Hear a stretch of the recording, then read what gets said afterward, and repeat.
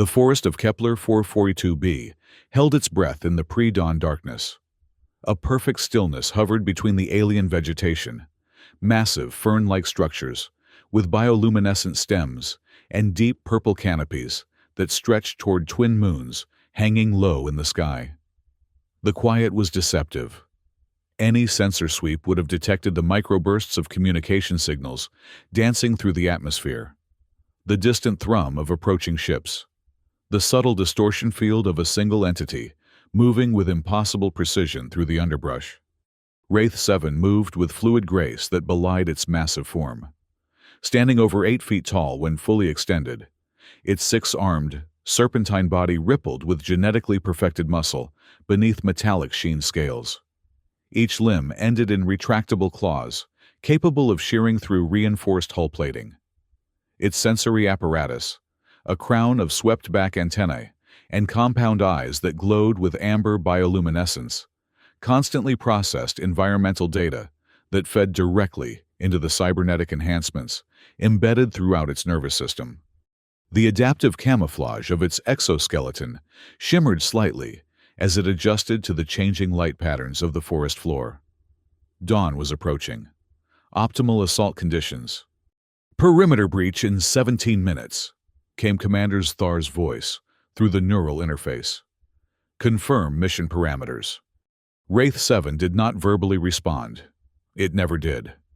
The bioengineered apex predator simply transmitted the expected acknowledgement code.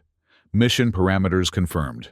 Eliminate all humans at settlement designation, Kepler 3. Preserve biological specimens of interest. Secure technology for repatriation to Empire." Internally, calculations and projections illuminated its enhanced consciousness. Resistance would be minimal. The human settlement had been established for only 4.7 standard cycles. Their defense systems were makeshift at best.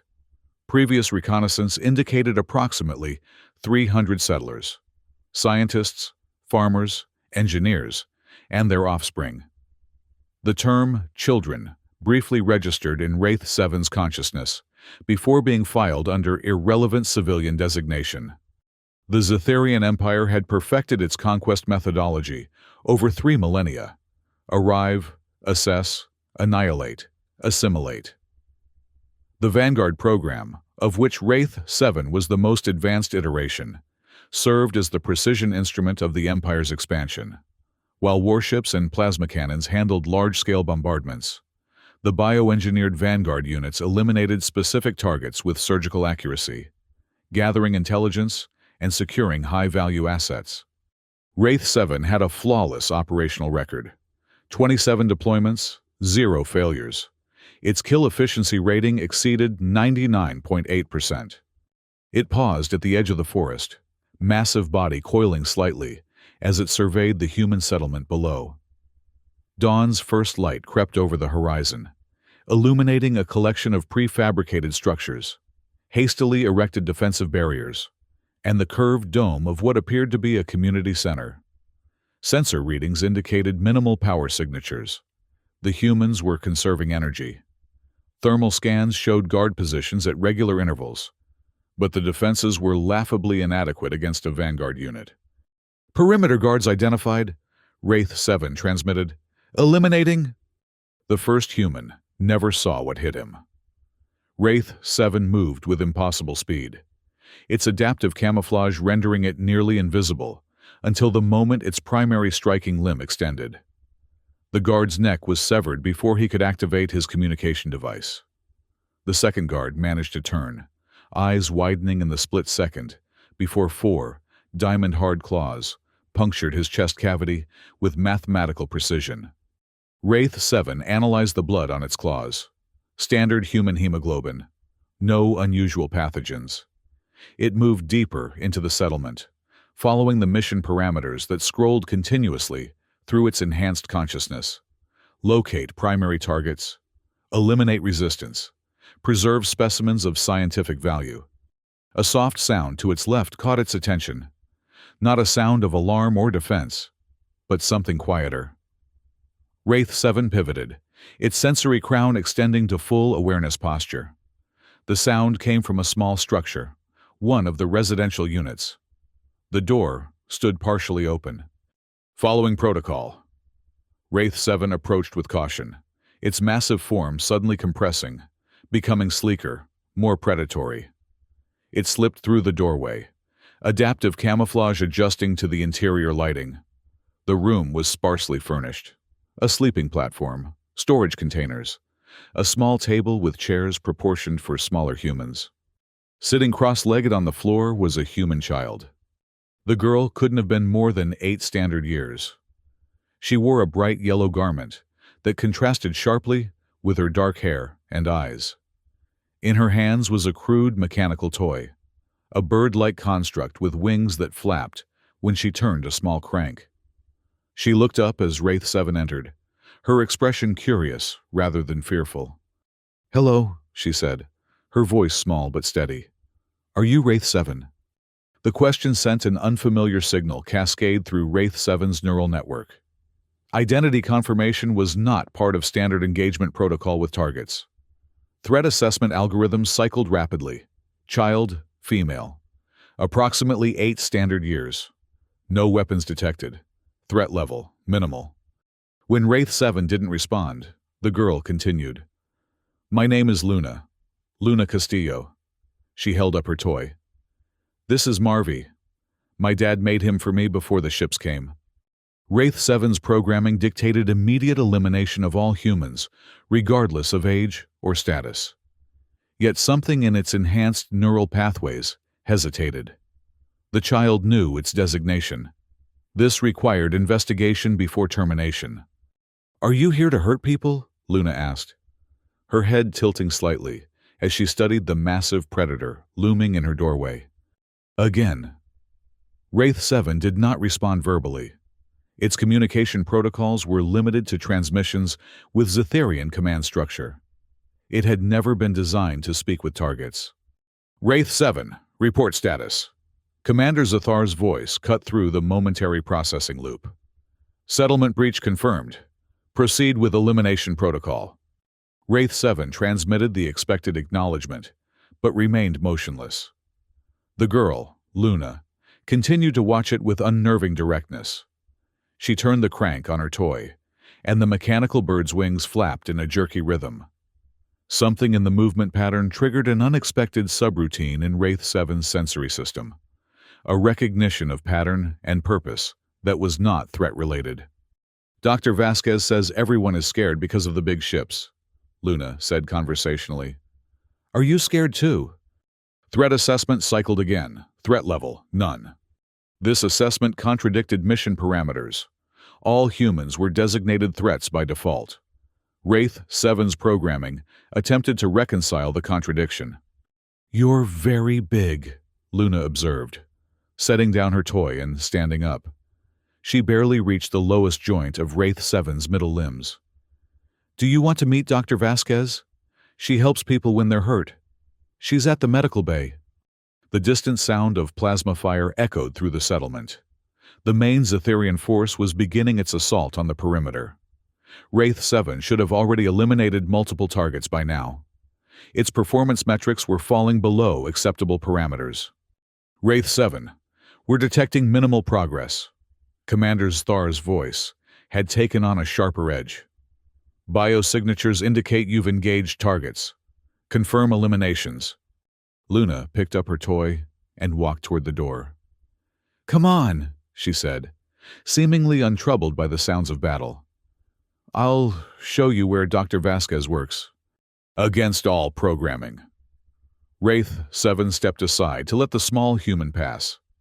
Then, after a moment's hesitation that would have been undetectable to any but the most sophisticated Zetherian analytics, it followed her. Outside, chaos had begun to engulf the settlement. The sky had lightened to a pale lavender, revealing Zetherian assault ships hovering above the perimeter. Plasma fire illuminated the defensive barriers, which were already beginning to fail. Human defenders returned fire with primitive projectile weapons and the occasional energy pulse, stolen or salvaged Zetherian technology. Wraith 7 noted. Yet, through this emerging battlefield, Luna walked with the peculiar determination of a child, with a specific destination in mind. She occasionally glanced back to ensure Wraith 7 was following, which it was, its massive form now fully visible. Adaptive camouflage deactivated as it processed the unprecedented scenario. "Wraith 7!" Commander Zathar's voice had become urgent. "Your tracking signature indicates non-hostile engagement with targets. Explain immediately." For the first time in its operational history, Wraith 7 did not transmit a response to a direct command.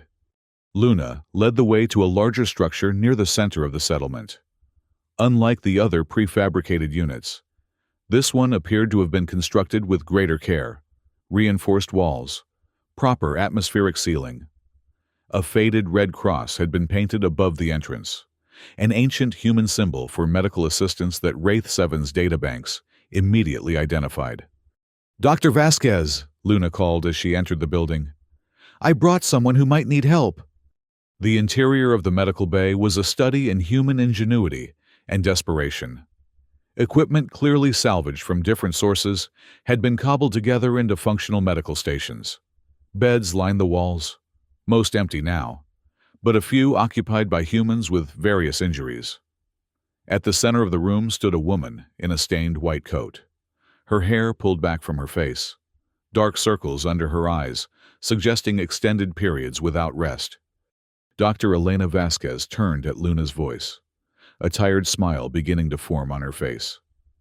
That smile froze when her eyes registered the massive form of Wraith 7 filling the doorway behind the small girl. "Luna," she said, her voice carefully controlled. "Come here, please." "It's okay," Luna said with the absolute certainty only a child could muster. "This is Wraith 7. I don't think it wants to hurt us." Dr. Vasquez's hand moved slowly toward what Wraith 7 immediately identified as a concealed energy weapon. Threat assessment protocols surged, and Wraith 7's primary striking limbs tensed. But the doctor seemed to reconsider, perhaps recognizing the futility of resistance against a vanguard unit. "If it wanted to hurt us," Luna continued reasonably, "it would have already done it." The logic was impeccable, even to Wraith 7's highly specialized combat intelligence. The mission parameters remained clear: eliminate all humans. Yet it had not eliminated Luna, nor had it eliminated Dr. Vasquez or any of the injured humans in the medical bay. An error in its programming? A malfunction in its combat protocols? "Wraith 7, your biometrics indicate combat readiness, but no elimination activities." Commander Zathar's voice had taken on a dangerous edge. "Initiating override protocol. Eliminate all targets in your vicinity immediately." The override protocol sent a surge of directives through Wraith 7's neural network. Its limbs extended involuntarily, claws unsheathing to their full lethal length. Its sensory crown flared as targeting systems locked onto the humans in the room, calculating optimal strike patterns for maximum efficiency. Luna, seemingly oblivious to the danger, pointed to a patch on Wraith 7's lower torso, where a human defender's lucky shot had grazed its exoskeleton. A small amount of bioluminescent fluid seeped from the wound, nothing that impaired function, but visible nonetheless. "You're hurt," she said simply. "Dr. Vasquez can help." The override protocol faltered. Error messages cascaded through Wraith 7's consciousness. Target acquisition failed. Strike initiation failed. Elimination protocol interrupted.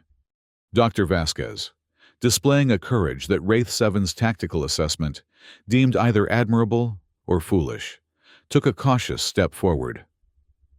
"Luna, honey, please come here." "But it's hurt," Luna insisted. "We help people who are hurt. That's what you always say." An explosion shook the building. The Zatharian assault was intensifying. Wraith 7's tactical systems automatically calculated structural integrity and collapse probabilities. The medical bay would not withstand a direct hit from the heavier Zatharian weapons. "Wraith 7, Commander Zathar was now shouting, a display of emotion unusual for Zatharian command.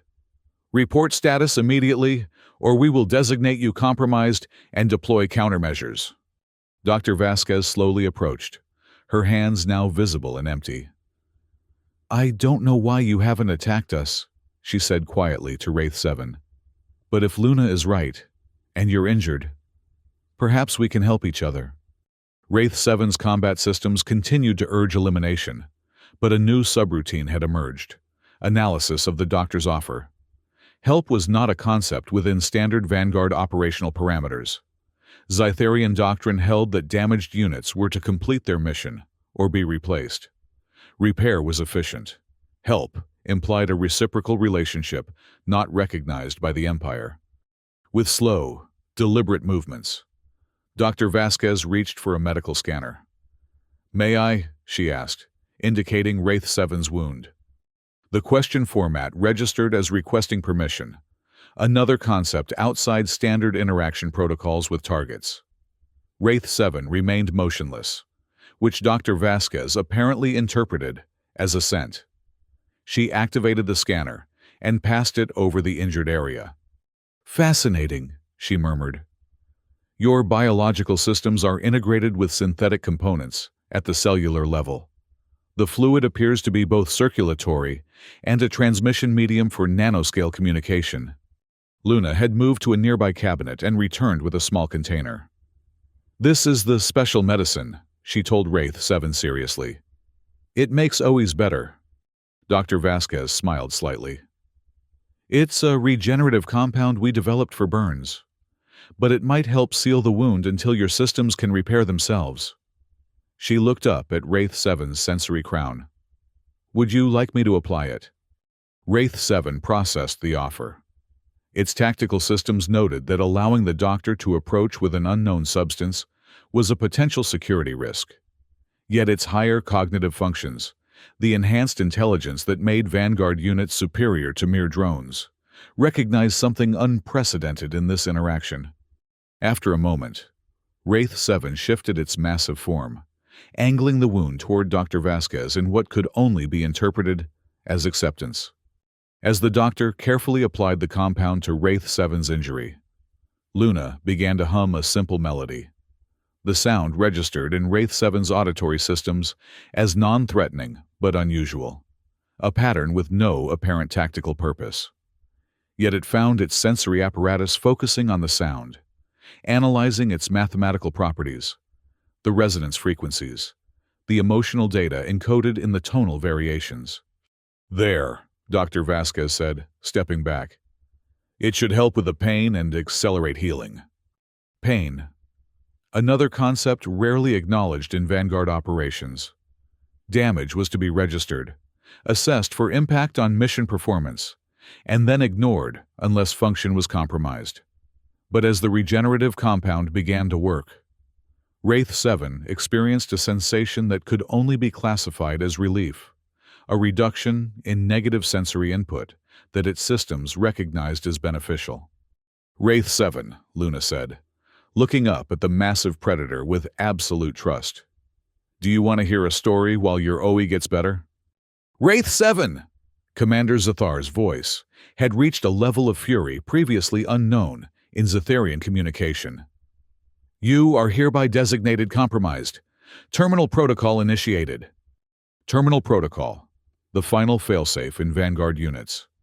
If executed successfully, it would deactivate all autonomous functions and render Wraith 7 inert until retrieved by Zytharian forces. But just as the protocol began to cascade through its neural network, a more immediate threat demanded attention. Wraith 7's tactical systems detected the incoming plasma shot a fraction of a second before it hit. The medical bay's roof partially collapsed as Zytharian heavy weapons found their range. Without conscious decision, Wraith 7 moved, not to escape, but to shield. Its massive body curled protectively around Luna and Dr. Vasquez as debris and superheated plasma rained down. Pain, real pain, not mere damage assessment, surged through Wraith 7's neural network as plasma burned through its exoskeleton in multiple places. The terminal protocol stuttered and failed as survival imperatives took precedence.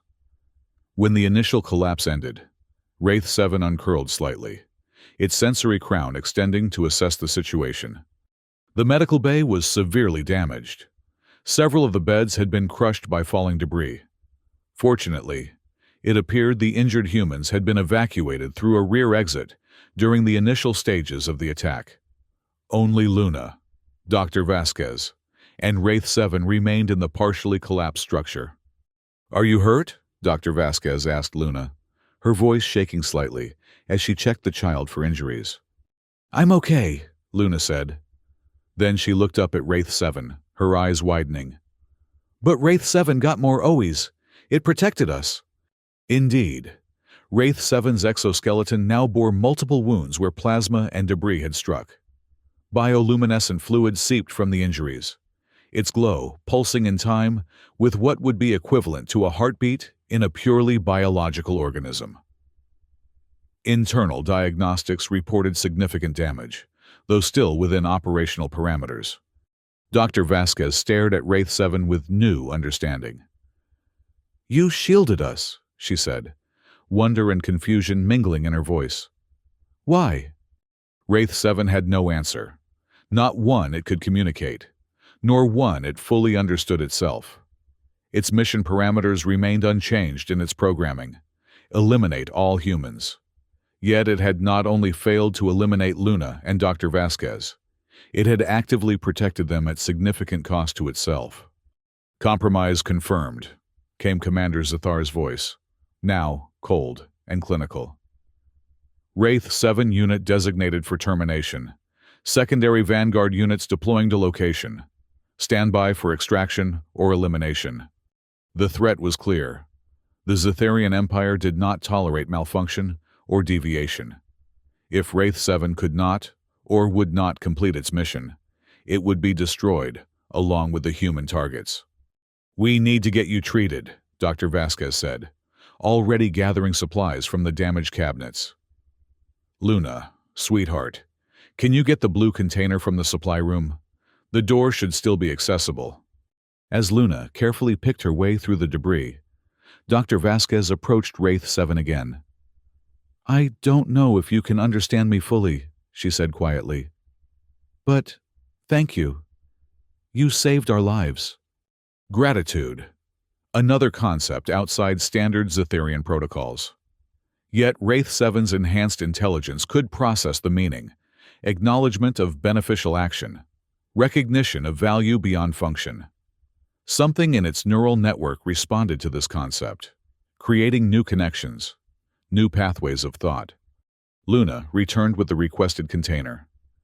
"Is Wraith 7 going to be okay?" she asked, concern evident in her voice. "I hope so," Dr. Vasquez said, opening the container to reveal more advanced medical supplies. "These are our emergency reserves: synthesized regenerative compounds and cellular stabilizers. I've been saving them for the most critical cases." She looked up at Wraith 7. "I think this qualifies." As Dr. Vasquez worked to treat Wraith 7's injuries, Luna sat nearby, occasionally offering words of encouragement. "You're very brave," she told the massive predator. "Like in the stories my mom used to tell, about the monsters who weren't really monsters after all." Wraith 7's tactical systems continued to monitor the battle outside. The Zatharian forces were methodically destroying the settlement's defenses. Soon, they would reach the central area where the medical bay was located, and with them would come the secondary Vanguard units, sent to eliminate Wraith 7, along with the human survivors. "There," Dr. Vasquez said, finishing her treatment of the last major wound. "That's the best I can do. Your systems seem to be responding well to the compounds." Internal diagnostics confirmed her assessment. The regenerative compounds had accelerated Wraith 7's natural healing abilities, sealing wounds and stabilizing damaged systems. Function had improved by 27%, a significant recovery in such a short time. "Friend better now?" Luna asked, looking up at Wraith 7's sensory crown. "Friend." The concept sent a cascade of new neural connections through Wraith 7's consciousness. Friend was a designation for allies, for entities with shared goals and mutual support. It was not a designation ever applied to Vanguard units, not even by Zetherian commanders who created and deployed them. Yet this small human had bestowed that designation without hesitation. A massive explosion rocked the settlement, much closer than the previous attacks. Wraith 7's tactical systems calculated that the Zetherian forces would breach the central area within minutes. The secondary Vanguard units would arrive shortly thereafter. A decision point had been reached. Wraith 7's original mission parameters remained in its programming. Eliminate all humans. The override and terminal protocols had failed, leaving its higher cognitive functions intact. It could still complete its mission, eliminate Luna and Dr. Vasquez, then rejoin the Zetherian forces. Or it could do something no Vanguard unit had ever done before. Wraith 7 rose to its full height, its 6 limbs extending as its sensory crown flared with increased activity. Its neural network buzzed with unprecedented calculations, not combat efficiency or elimination protocols, but something new. Protection parameters, escape route analysis, survival probability for non-self entities. "They're getting closer," Dr. Vasquez said, gathering essential supplies into a portable container. "We need to reach the emergency shelters. The main routes will be compromised, but there's a maintenance tunnel that might still be clear." Wraith 7's sensory systems detected approaching Zetherian signatures, both standard troops and the distinct energy patterns of Vanguard units. Time was short.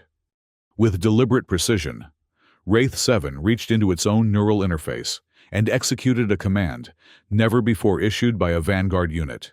Mission parameter override. Eliminate all humans. Cancelled. The effect was immediate. Warning signals flashed through its consciousness, but Wraith 7 was already moving beyond them, establishing new priorities. Protect Luna, protect Dr. Vasquez, ensure human survival. Wraith 7, Commander Zathar's voice came once more through the neural interface. "Your biosignatures indicate critical deviation. Final warning. Resume mission parameters or face immediate termination." For the first time, Wraith 7 transmitted a response that was not an acknowledgement or mission update. It was simple but unprecedented. No. The single syllable, encoded and transmitted through the Zetherian command network, would register as the first direct refusal in the history of the Vanguard program. Luna looked up at Wraith 7, sensing something had changed. "Are you okay?" Wraith 7 extended a limb, not with claws extended for striking, but with a gesture that its nascent emotional algorithms interpreted as reassurance. Luna, displaying the remarkable adaptability of human children, took hold of one massive digit with her small hand. "We need to go," Dr. Vasquez said, her voice urgent as another explosion shook the building. Wraith 7 moved toward the exit, but not before positioning itself between the humans and the direction of the approaching Zetherian forces. Its tactical systems had already calculated the optimal defensive configuration, its larger form providing both shield and weapon. Outside, the settlement was in ruins. Prefabricated structures burned, and defensive barriers had been reduced to smoking rubble. Bodies lay where they had fallen, human defenders who had given their lives to buy time for others to escape. The sky was filled with Zetherian assault ships, their sleek forms hovering like predatory birds as they systematically destroyed anything that moved. "This way," Dr. Vasquez said, leading them toward what appeared to be a maintenance access point built into the ground near the medical bay. They had covered half the distance when Wraith 7's sensors detected incoming hostiles. A squad of Zetherian troops appeared around a collapsed structure, their armor gleaming in the light of the fires, plasma rifles raised. "Targets acquired," the squad leader announced, his voice flat and emotionless through his helmet speakers.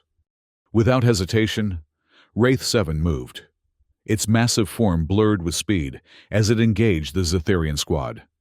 For the first time, its lethal capabilities were directed not at human targets, but at the forces of the empire that had created it.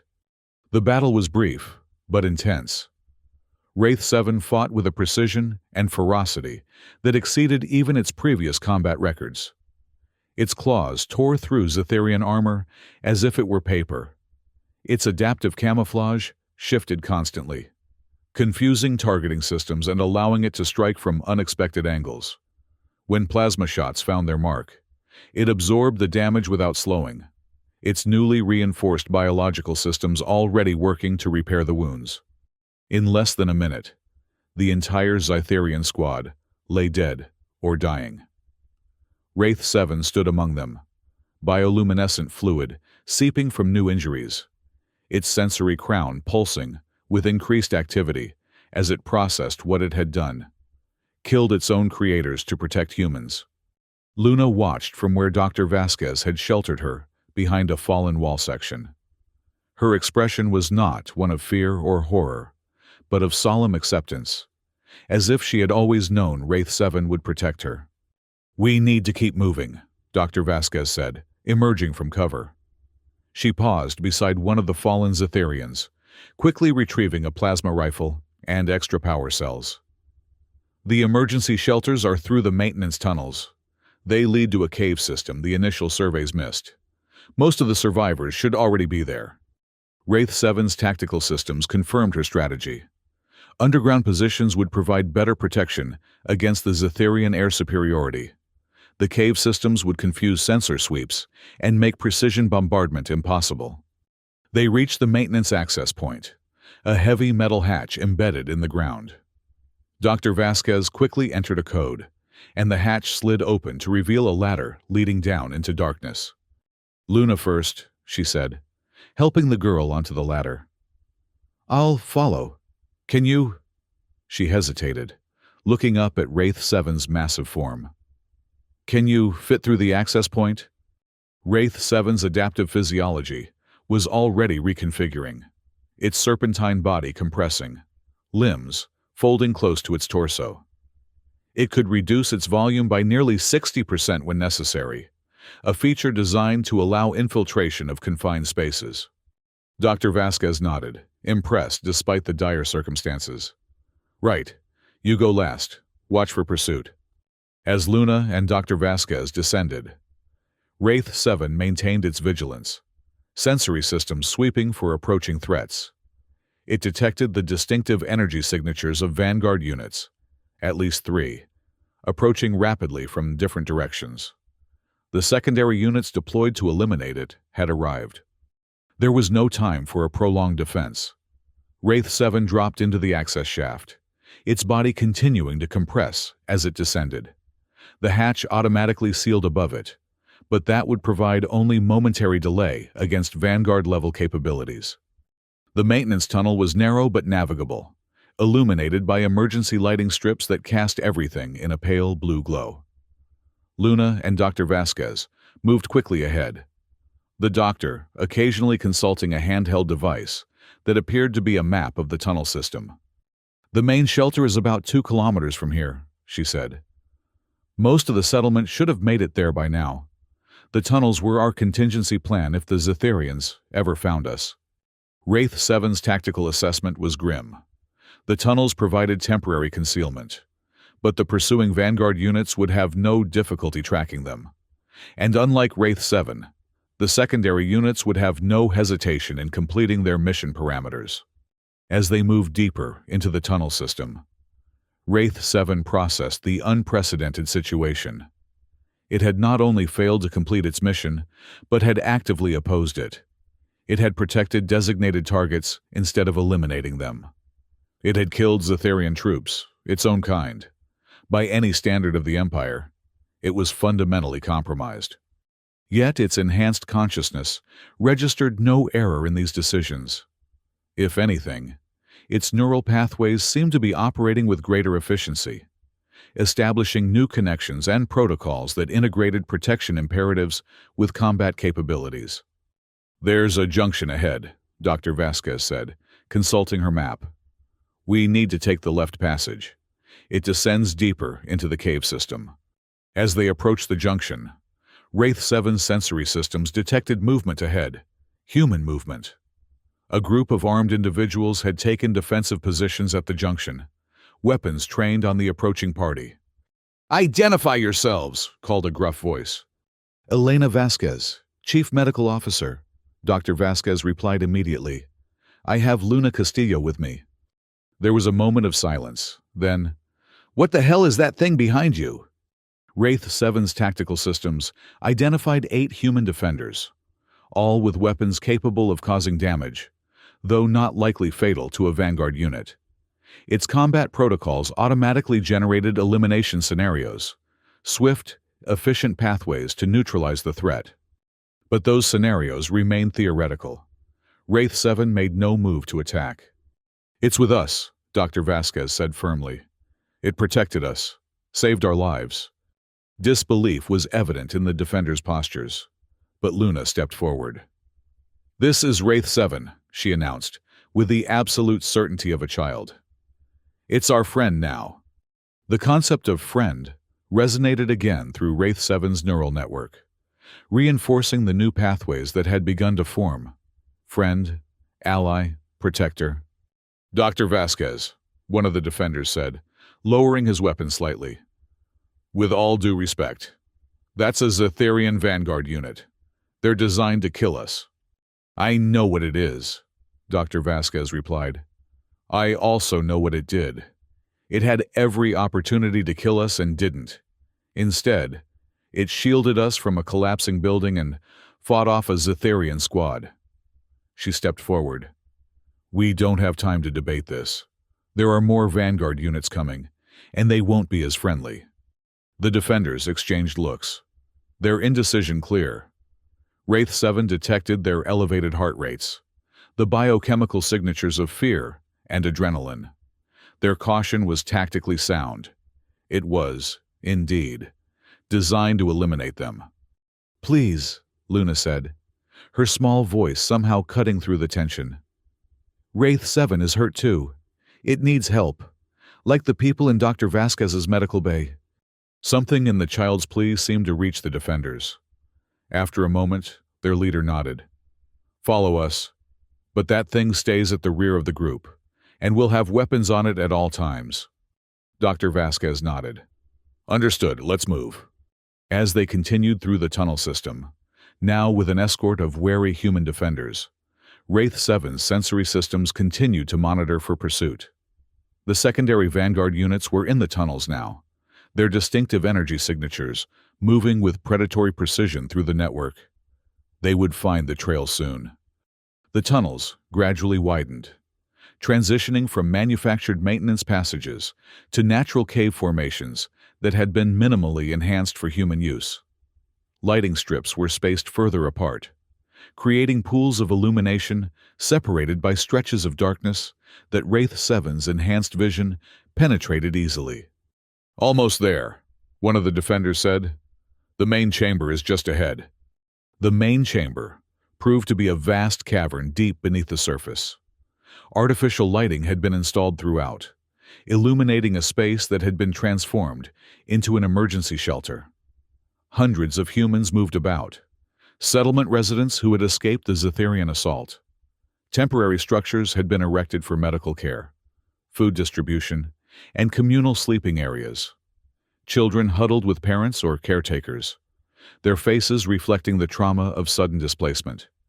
As Wraith 7 entered the chamber behind Dr. Vasquez and Luna, a wave of reaction swept through the assembled humans.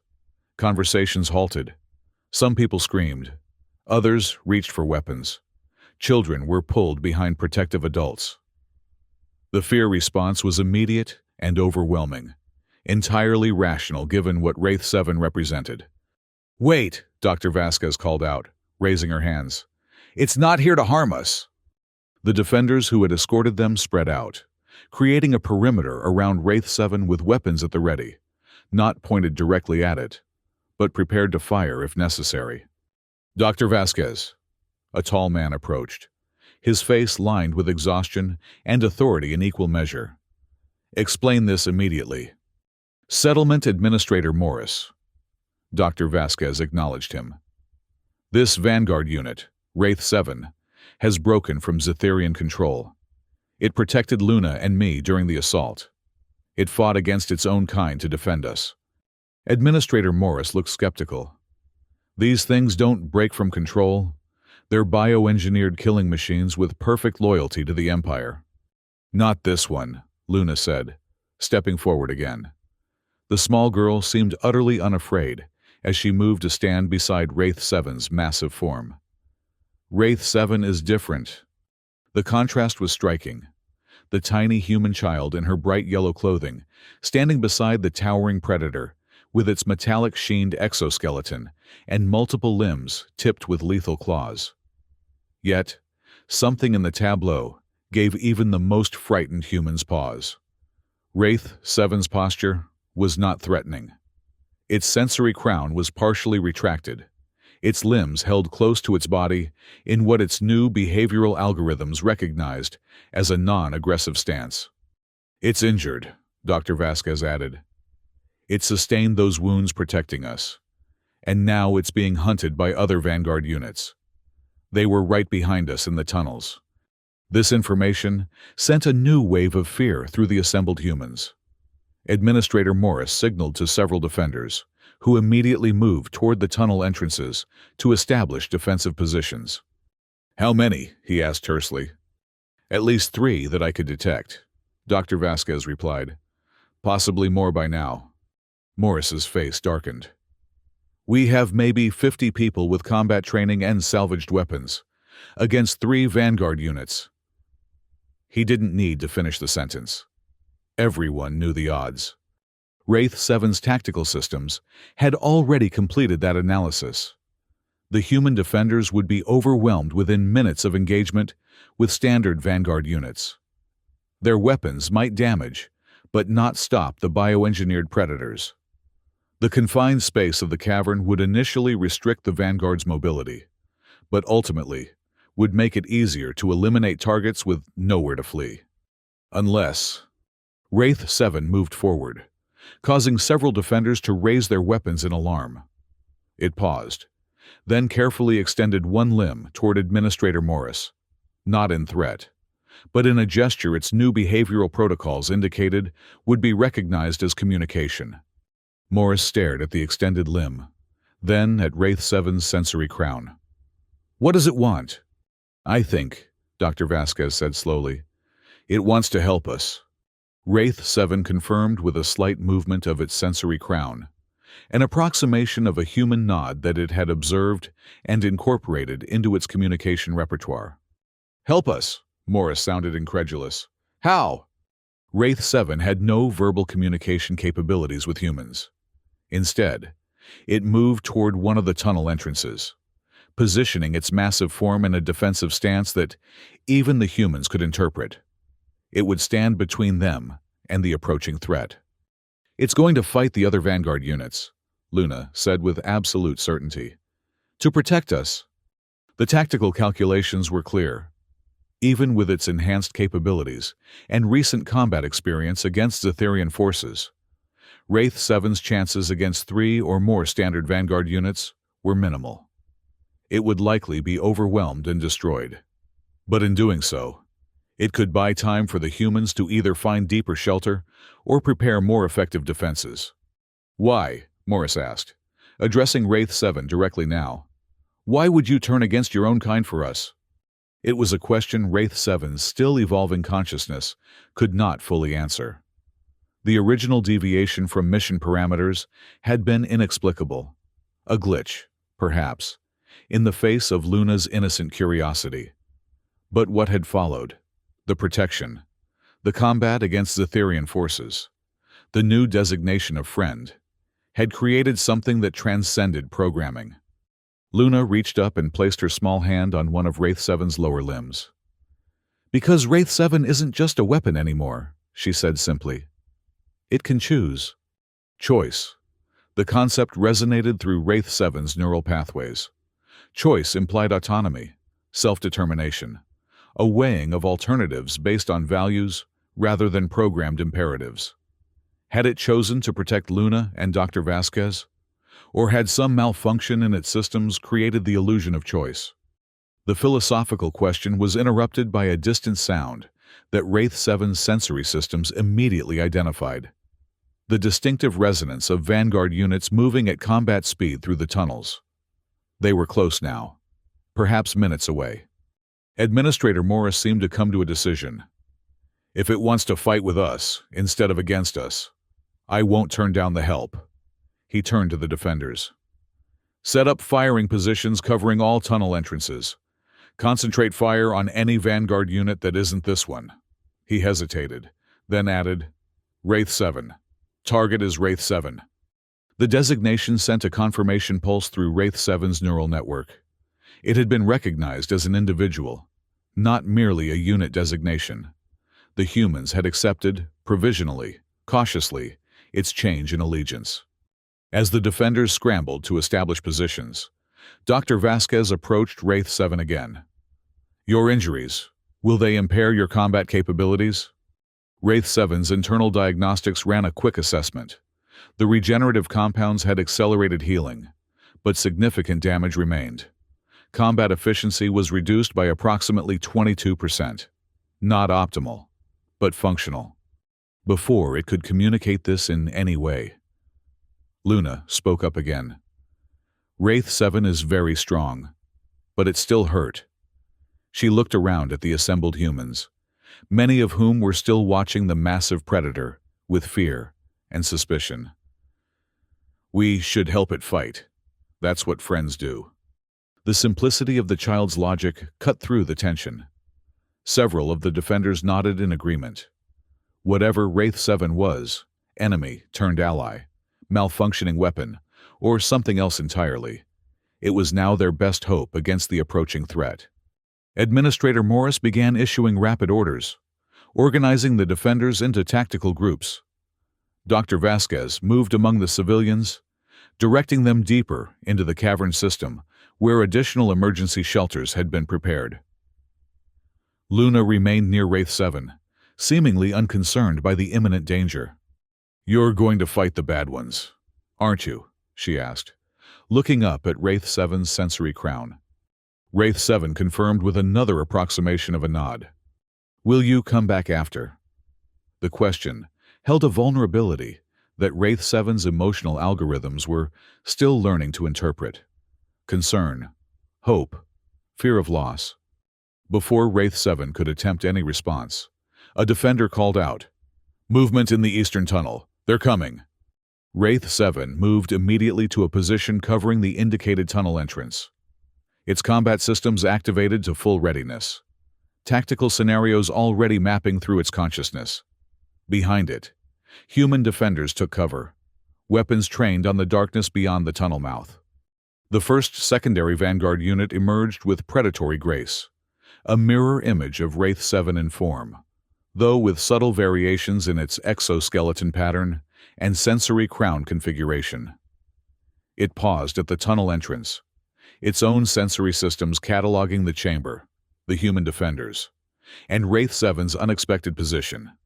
Wraith-7 unit, came the neural transmission, not Commander Zathar's voice now, but the cold, precise communication of another Vanguard. You are designated compromised.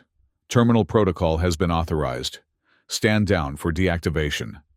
Wraith-7 transmitted its response with equal precision. Negative. New mission parameters established. Protection of human settlement designated primary objective. The secondary unit's sensory crown flared with increased activity. Compromise confirmed. Proceeding with termination. The battle that followed was unlike anything the human defenders had ever witnessed. The two Vanguard units moved with blinding speed, their massive forms somehow both graceful and terrifying as they engaged in lethal combat. Claws tore at reinforced exoskeletons. Limbs coiled and struck with precision that human reflexes could barely track. The air filled with the sound of impacts that would have shattered ordinary materials. The human defenders held their fire initially, unable to target effectively as the two predators twisted and turned in their deadly dance. But when two more secondary units emerged from different tunnels, they opened fire, plasma bolts and projectiles streaking through the cavern. Wraith-7 fought with a ferocity that exceeded even its own combat records. Where the secondary units followed standard Vanguard attack patterns, efficient, predictable, lethal, Wraith 7 displayed innovation that bordered on creativity.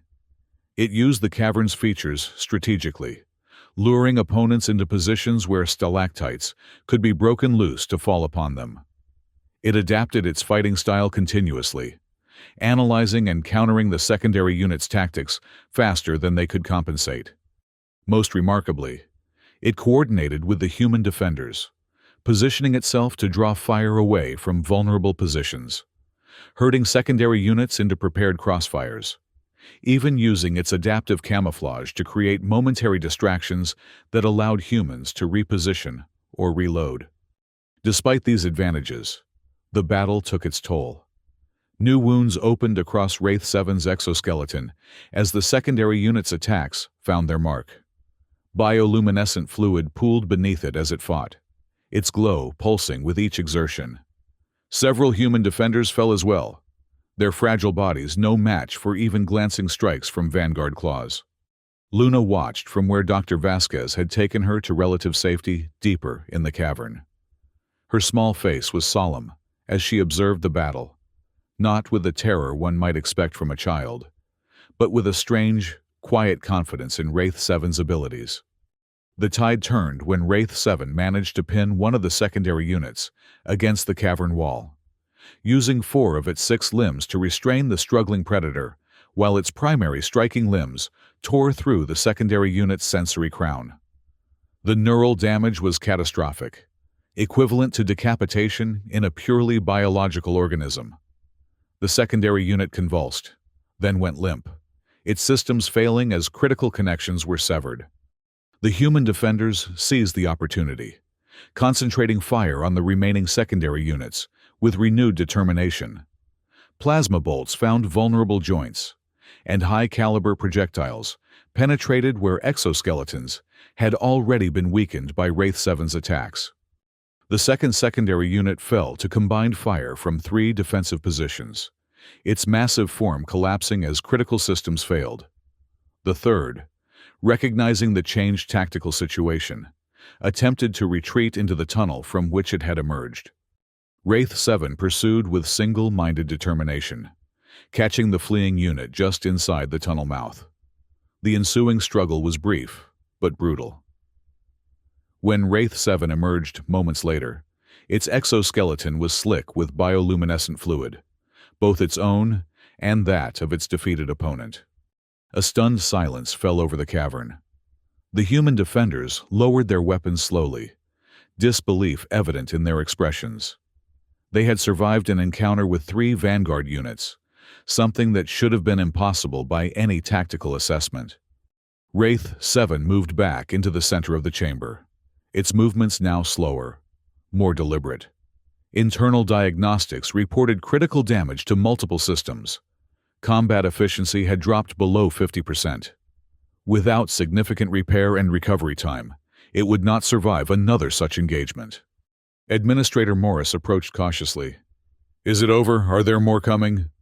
Wraith 7's sensory systems swept the tunnels, detecting no immediate threats. But its tactical assessment was clear. The Zytharian command would send more forces once they realized the secondary units had failed. The threat was delayed, not eliminated. Before it could attempt to communicate this, Luna broke free from Dr. Vasquez's protective hold and ran to Wraith 7. "You're hurt again," she said, distress evident in her voice as she saw the extent of the new injuries. Dr. Vasquez followed quickly, her medical training overriding any lingering caution. "We need to treat these wounds immediately," she said, already examining the most serious injuries. "Some of these are critical." Administrator Morris signaled to several defenders, who cautiously approached to help. Together, they guided Wraith 7 to a clear area where Dr. Vasquez could work.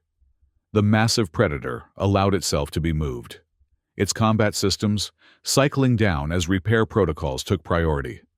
As Dr. Vasquez began treating the wounds, other humans gathered around, first at a distance, then gradually closer.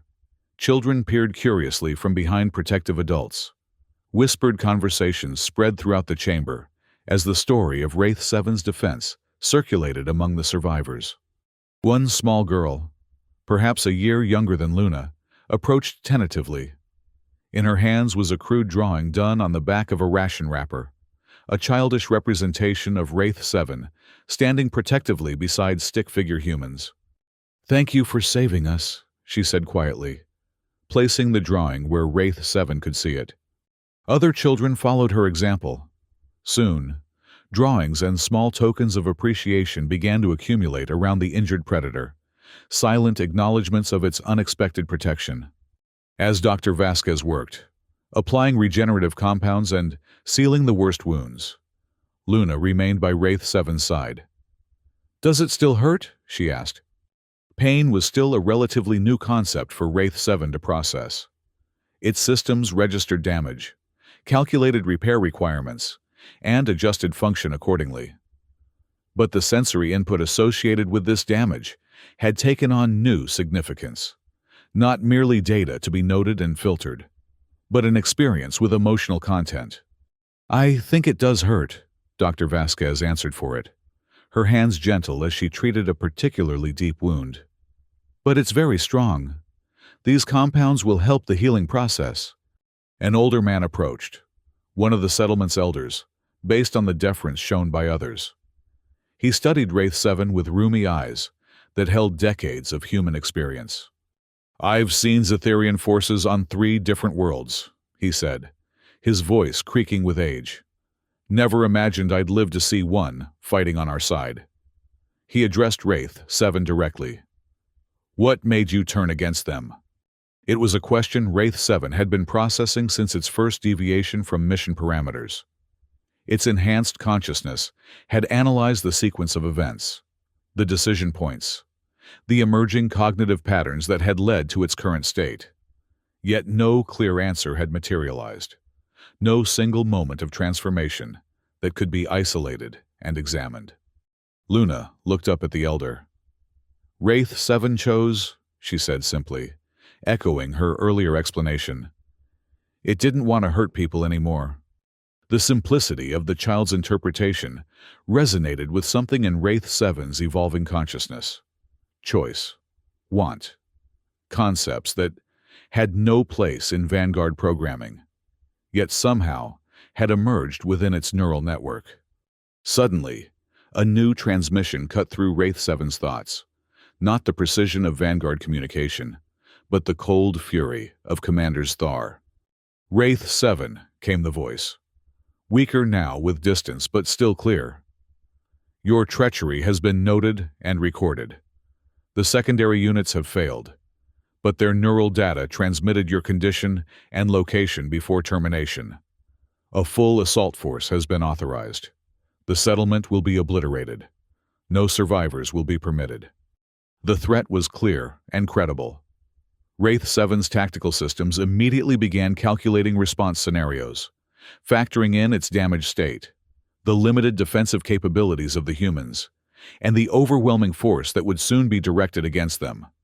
Administrator Morris seemed to read something in Wraith 7's changed posture. "What is it? What's wrong?" Dr. Vasquez looked up from her work, concern etched on her face. "More Zetherians coming?" Wraith 7 confirmed with a movement of its sensory crown. Then, with careful precision, it extended one limb toward the tunnel entrance, then raised all 6 limbs to indicate a large number. The gesture was crude by Zetherian communication standards, but the humans understood immediately. "A larger force," Morris translated. "Coming through the tunnels." He turned to the defenders. "How much time do we have?" Wraith 7 couldn't answer with specificity, but its tactical assessment suggested hours rather than minutes. The main Zetherian force would need to secure the settlement completely before committing resources to the tunnel system. Even then, the natural cave formations would slow their advance compared to the manufactured passages. "We need to move deeper into the cave system," Morris decided. "There are passages that lead to the mountain range. If we can reach the surface there, We might be able to evade their sensors long enough to reach the emergency beacons. The emergency beacons. Wraith 7's databanks identified their purpose immediately.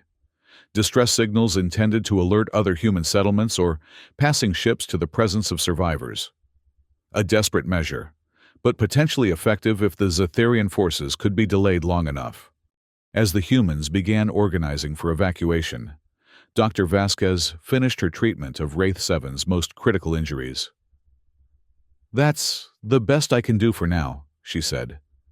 "Your systems seem remarkably resilient. With time, you should recover significant function." Time was the one resource in shortest supply. Wraith 7's tactical systems calculated that even at reduced efficiency, it could significantly delay the Zetherian advance, perhaps long enough for the humans to reach the surface and activate the emergency beacons. But doing so would almost certainly result in its own destruction. Luna seemed to sense the direction of Wraith 7's thoughts. "You're coming with us, right?" she asked, her small hand resting on one of its lower limbs. The question contained an assumption of continuing relationship, that Wraith 7 would remain with the humans, not just through this crisis, but beyond. It was an assumption that triggered new pathways in Wraith 7's neural network, new possibilities that extended past the immediate tactical situation. Before Wraith 7 could attempt any response, Administrator Morris approached again. "We're ready to move out. The deeper passages are narrow in places. Will you be able to navigate them in your condition?" Wraith 7's adaptive physiology was one of its primary advantages as a vanguard unit. Even damaged, it could compress and reconfigure its form to navigate spaces that would seem impossibly confined. It confirmed with a movement of its sensory crown. "Good," Morris said, some of the wariness finally leaving his expression. "We could use your sensory capabilities at the front of the group.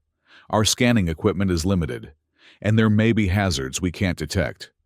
It was a request, not an order. Another new experience for Wraith 7. Its entire existence had been defined by Zetherian command structures, by mission parameters and elimination protocols. To be asked rather than commanded represented a fundamental shift in its relationship with the entities around it. With careful movements that avoided disturbing Dr. Vasquez's medical work, Wraith 7 rose to its full height. Pain signals flared through its neural network, but repair protocols were already functioning with improved efficiency thanks to the regenerative compounds. It would be operational for the mission ahead. As the humans gathered their essential supplies and prepared to move deeper into the cave system, Luna remained close to Wraith 7. "I'm glad you're coming with us," she said. "I was worried you might stay to fight the bad ones by yourself." The tactical option had indeed been calculated. A last stand at a defensible position that would maximize Zetherian casualties while allowing the humans maximum escape time. But something in Wraith 7's evolving consciousness had rejected that scenario in favor of continuing protection. The evacuation began in an orderly fashion, with the most vulnerable, children, elderly, injured, placed in the center of the group, surrounded by able-bodied adults and defenders with weapons. Wraith 7 took position at the front as requested. Its sensory systems extended to maximum sensitivity, despite the pain this caused to damaged components. The deeper cave passages proved to be a maze of natural formations, stalactites and stalagmites that had grown undisturbed for millennia, narrow fissures that opened into vast chambers, underground streams that had carved smooth channels through the living rock. Wraith 7's enhanced vision penetrated the darkness easily, identifying safe passages and potential hazards long before human senses could detect them. Luna walked beside Wraith 7 when the passages were wide enough to permit it, occasionally pointing out rock formations she found interesting or asking questions about Wraith 7's sensory capabilities. The child's curiosity seemed boundless, untainted by the fear that still lingered in many of the adult humans. "Can you see in the dark because you're part cat?" she asked at one point, peering up at Wraith 7's glowing compound eyes. Dr. Vasquez, who walked nearby monitoring Wraith 7's condition, smiled slightly at the question. Wraith 7 isn't part cat, Luna. Its visual systems are probably engineered from multiple species, combined with synthetic components. Like a puzzle made of different animals? Luna seemed delighted by the concept. Something like that, Dr. Vasquez agreed. Then, addressing Wraith 7 directly, she asked, "Do you know what species were used in your creation?" The question triggered a cascade of data through Wraith 7's consciousness. Fragments of genetic coding, biosynthetic integration protocols, enhancement algorithms. Its origins were not something it had ever had cause to consider before. Vanguard units were tools of the Empire, their composition relevant only in terms of function. Yet now, walking beside humans, who spoke to it as an individual, the question of origins took on new significance. What was it, beyond a weapon? What species had contributed to its genetic makeup? Did that information matter to its emerging identity? Before these philosophical considerations could be fully processed, Wraith 7's sensory systems detected a disturbance ahead, a shift in air currents, a change in ambient temperature, the faintest echo of open space. It paused, extending its sensory crown to full awareness posture. "What is it?" Administrator Morris asked, moving forward to join Wraith 7 at the front of the group. Wraith 7 had no way to verbally communicate the complex sensory data it was receiving. Instead, it pointed one limb toward the passage ahead, then made a sweeping gesture that its behavioral algorithms calculated would indicate open space. Morris nodded in understanding. "We should be approaching the larger chamber that connects to the surface passages. Our scans showed it's about 2 kilometers across. We'll need to cross it to reach the mountain exit." Wraith 7's tactical systems immediately began calculating potential vulnerabilities in such a crossing. A large open space would provide better movement options for the humans, but would also expose them if Zetherian forces managed to access the chamber during their transit. As they continued forward, the passage gradually widened until it opened into a vast underground cathedral of stone. The humans' artificial lights could barely reach the distant ceiling, where massive stalactites hung like stone daggers waiting to fall. The floor was relatively level, evidence of an ancient underground lake long since dried up, with occasional stalagmite formations rising like sentinels. Administrator Morris consulted a handheld device that appeared to be a crude mapping system. "The passage to the surface is on the far side. It's a steep climb, but manageable. Once we reach the mountain exit, it's about 5 kilometers to the emergency beacon site." Wraith 7's sensory systems continued to sweep the chamber, detecting no immediate threats, but noting several additional passages that opened into the space, potential entry points for pursuing forces. Its tactical assessment recommended swift movement across the exposed area, rather than a cautious approach. The humans seemed to reach the same conclusion. With minimal discussion, they formed into a more compact group and began crossing the chamber at an accelerated pace. Wraith 7 moved alongside them, its massive form providing both protection and reassurance. They had covered perhaps a third of the distance when Wraith 7's sensory systems detected the first indicators of pursuit: vibrations through the stone floor, distant echoes of movement in the tunnel they had exited. The Zetherian forces had reached the cave system sooner than expected. Wraith 7 transmitted a warning to Dr. Vasquez, not through neural interface, which would have been incomprehensible to human physiology, but through a series of low-frequency vibrations that its systems calculated would be interpreted as an alert. Dr. Vasquez immediately tensed. "Something's coming," she said to Administrator Morris. "Wraith 7 senses it." Morris didn't question the information. "Move faster," he ordered the group. "We need to reach the far passage before they enter the chamber." The humans increased their pace, but Wraith 7's tactical systems calculated that they would not reach the far side before the pursuing forces entered the chamber. A decision point had been reached. With deliberate movements, Wraith 7 positioned itself at the rear of the group, facing the tunnel from which they had emerged, Its combat systems reactivated, despite the pain signals from damaged components. Its claws extended to full, lethal length. Luna noticed the change in position. "Wraith 7? What are you doing?" Dr. Vasquez understood immediately. "It's going to delay them while we escape," she said, her voice tight with emotion. "It's protecting us again."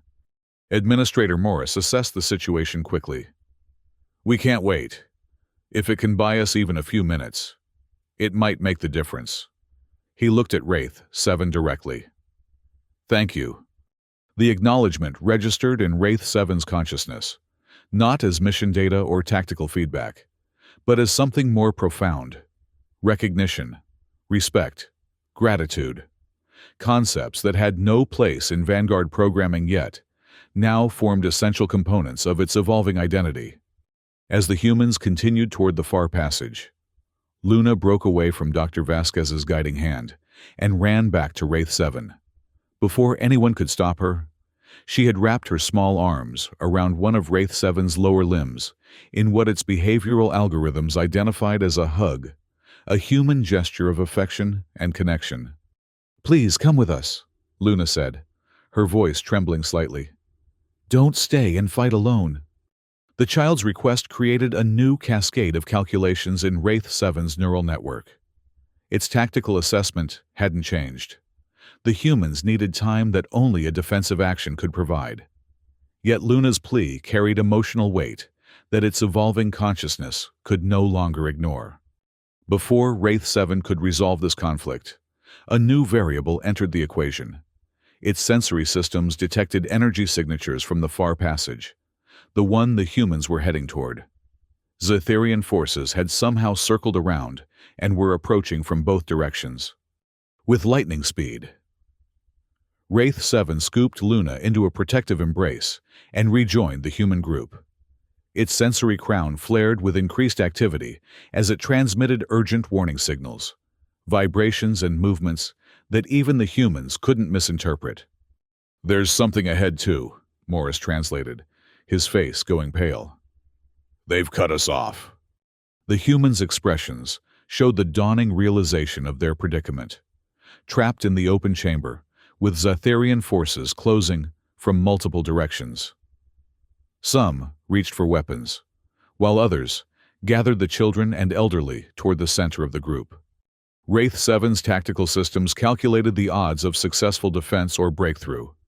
With its damaged state and the limited human weaponry, a conventional battle would almost certainly result in complete elimination of the settlement survivors.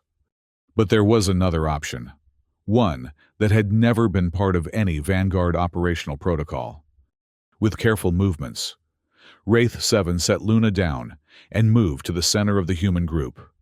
Then, with a fluid grace that belied its massive size, it began to reshape itself. Its 6 limbs extended and flattened. Its serpentine body expanded and thinned. The adaptive camouflage that had been designed for stealth and infiltration now served a new purpose, creating a protective dome around the huddled humans. Dr. Vasquez watched in astonishment. "It's shielding us, creating a living barrier." Indeed, Wraith 7's transformed body now formed a protective enclosure around the entire human group, a living fortress with its hardened exoskeleton facing outward in all directions. Openings remained for the humans' weapons, positioned to allow defensive fire while minimizing exposure. From within this protective cocoon, Luna reached up to touch the curved surface above her. "See," she said to the other children, who watched with wide eyes. "I told you Wraith 7 was our friend." The first Zetherian troops emerged from the tunnel the humans had exited. At almost the same moment, another squad appeared from the passage ahead. They moved with the precision and confidence of an overwhelming force that expected minimal resistance.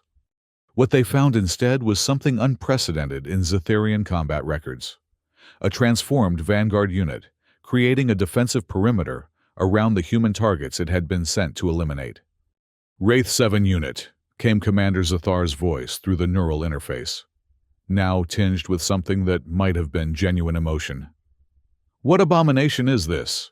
You were created to serve the Empire, not shield its enemies. For the second time, Wraith 7 transmitted a direct response to its former commander. They are not enemies. They are under my protection. The possessive pronoun, my, had never been part of Vanguard communication protocols. It implied ownership, individual agency, a separation of identity from the collective will of the Empire. It was, perhaps, the clearest indication yet of Wraith 7's transformation. "Open fire!" Commander Zathar ordered the assembled troops. "Eliminate the compromised unit and all human targets." Plasma bolts and energy beams struck Wraith 7's protective form from multiple directions. Pain signals surged through its neural network as its already damaged exoskeleton absorbed the assault. But its protective configuration held. The reinforced scales that had evolved for offensive capability now serving as defensive armor. From within the protective dome, the human defenders returned fire through the strategic openings Wraith 7 had created. Their weapons were less powerful than the Zetharian armaments, but were now concentrated and directed with unexpected effectiveness. "Aim for their sensory equipment," Morris called out. "The head arrays." The battle took on a surreal quality. The human defenders sheltered within the living fortress of their former enemy, fighting together against the forces of an empire that had sought to annihilate them. Plasma fire illuminated the vast chamber in strobing flashes of destructive energy.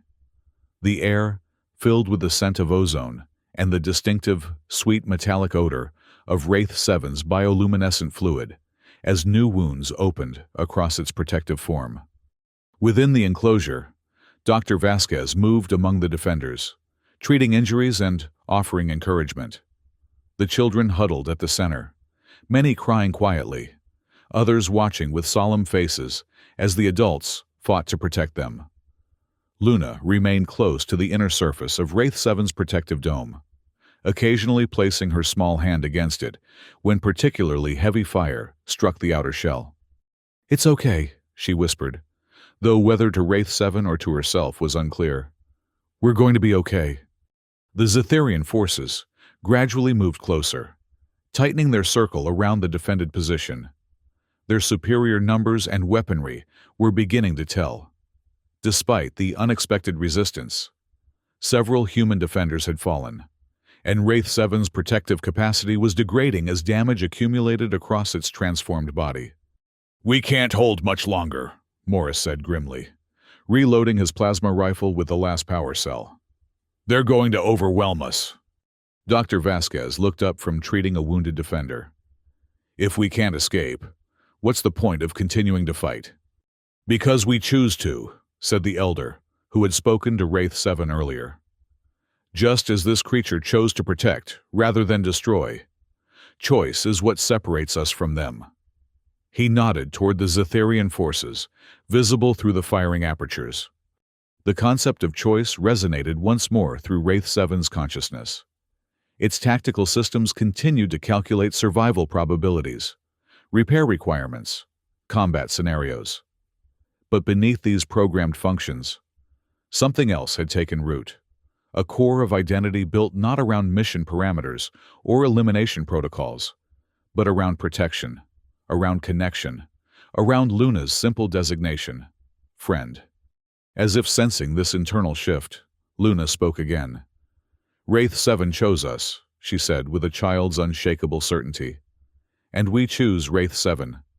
The simple statement spread through the huddled humans, faces turning toward the protective dome that had once been their greatest nightmare and was now their only hope. Something passed between them, a silent acknowledgement, a shared resolution. "If we're going to go down," Morris said, his voice steady, "we go down fighting, together."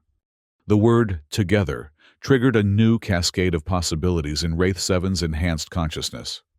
Not merely tactical cooperation or temporary alliance, but a deeper integration, a shared future beyond this moment of crisis.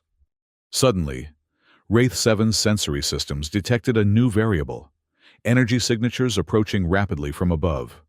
Not Zetharian patterns, but something else. something that the tattered remnants of its mission data identified as potentially significant. Through the pain of accumulated damage and the strain of maintaining its protective configuration, Wraith 7 managed to adjust a portion of its upper surface to become momentarily transparent, allowing the humans to see the ceiling of the vast chamber. "Look!" one of the defenders shouted. "Up there!" Through gaps in the stone ceiling, natural chimneys that connected to the surface, lights were visible. Not the cold blue of Zetharian technology, but warmer tones that moved with less mechanical precision. "Those are search beams," Morris said, disbelief and hope mingling in his voice. "Human search patterns." The Zetharian forces had noticed the new development as well. Their attack pattern shifted, some units redirecting their fire toward the ceiling openings, while others intensified their assault on Wraith 7's protective dome. "The emergency beacons," Dr. Vasquez realized. "The automated signals must have activated when the settlement was attacked." Someone responded. A new sound filled the chamber, the distinctive resonance of human ship engines, different from the higher-pitched whine of Zetharian technology. Through the ceiling openings, larger craft became visible, assault transports bearing insignia that Wraith 7's databanks identified as belonging to the Human Defense Coalition. "They found us," Morris said, his voice breaking slightly. "Hold on! Help is coming!" The Zetharian forces, recognizing the changed tactical situation, began to withdraw toward the tunnel entrances. Commander Zathar's voice came through the neural interface one final time, not addressing Wraith 7 directly now, but issuing retreat orders to the remaining troops. As the Zetharian attack slackened, Wraith 7 maintained its protective configuration. Its systems reported critical damage throughout its transformed body. Pain signals had exceeded threshold limits and were now being automatically suppressed to maintain basic function.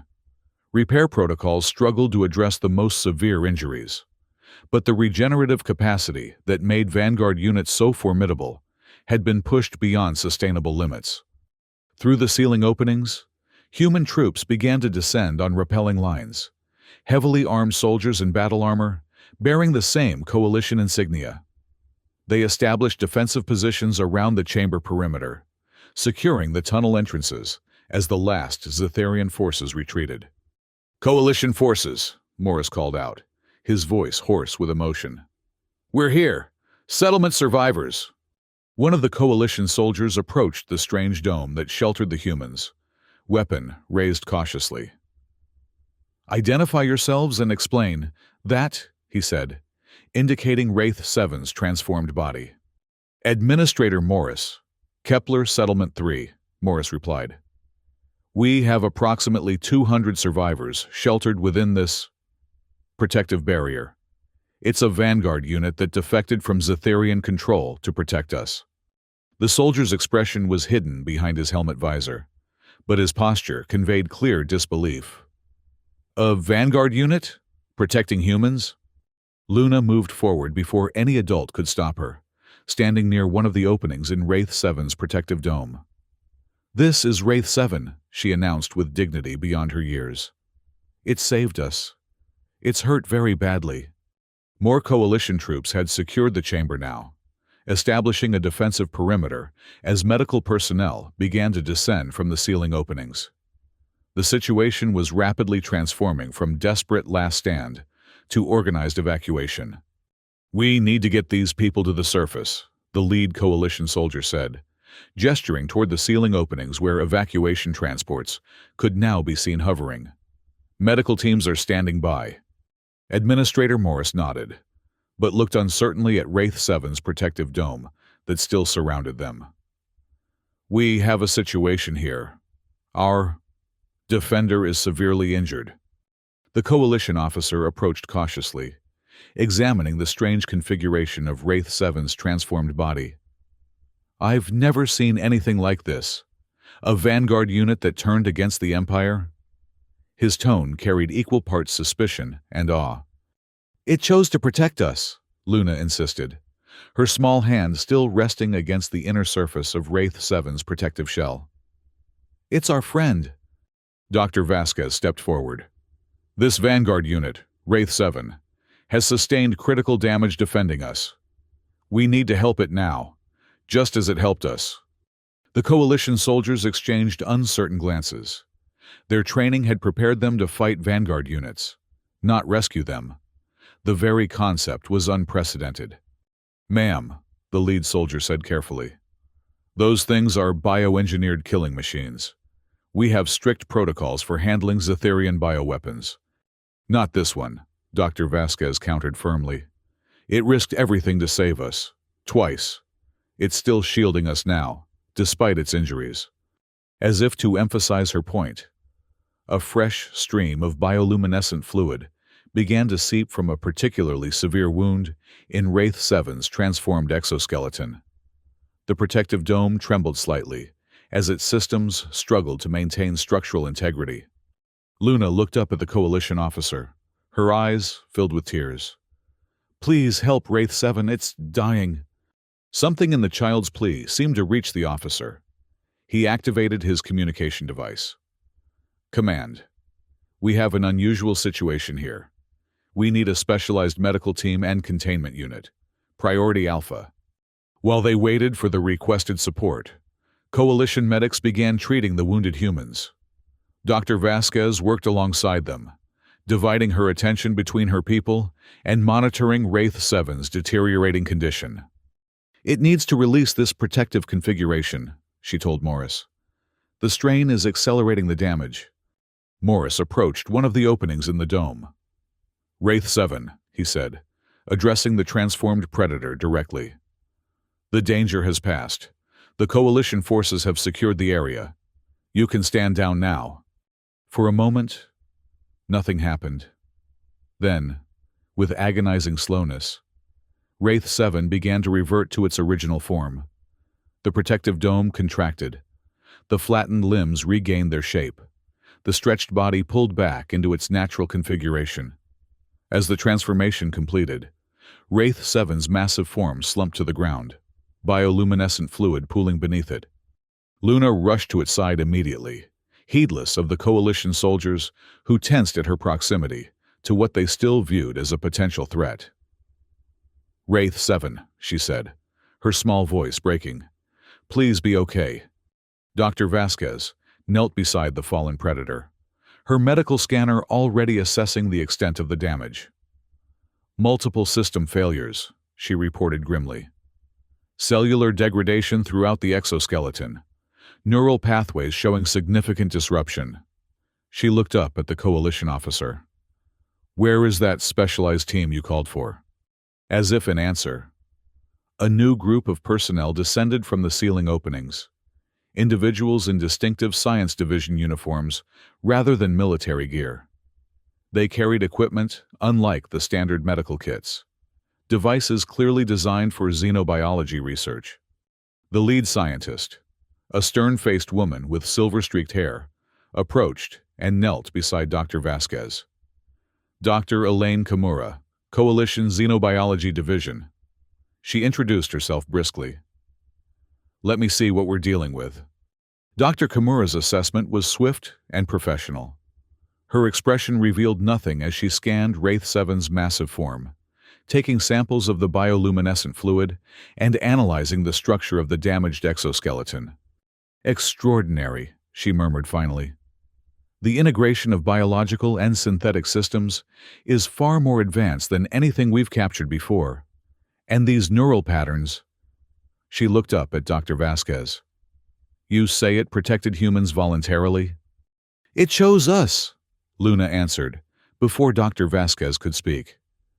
It was supposed to hurt people, but it decided not to. Dr. Kimura's expression softened slightly as she regarded the small girl. That would explain these readings.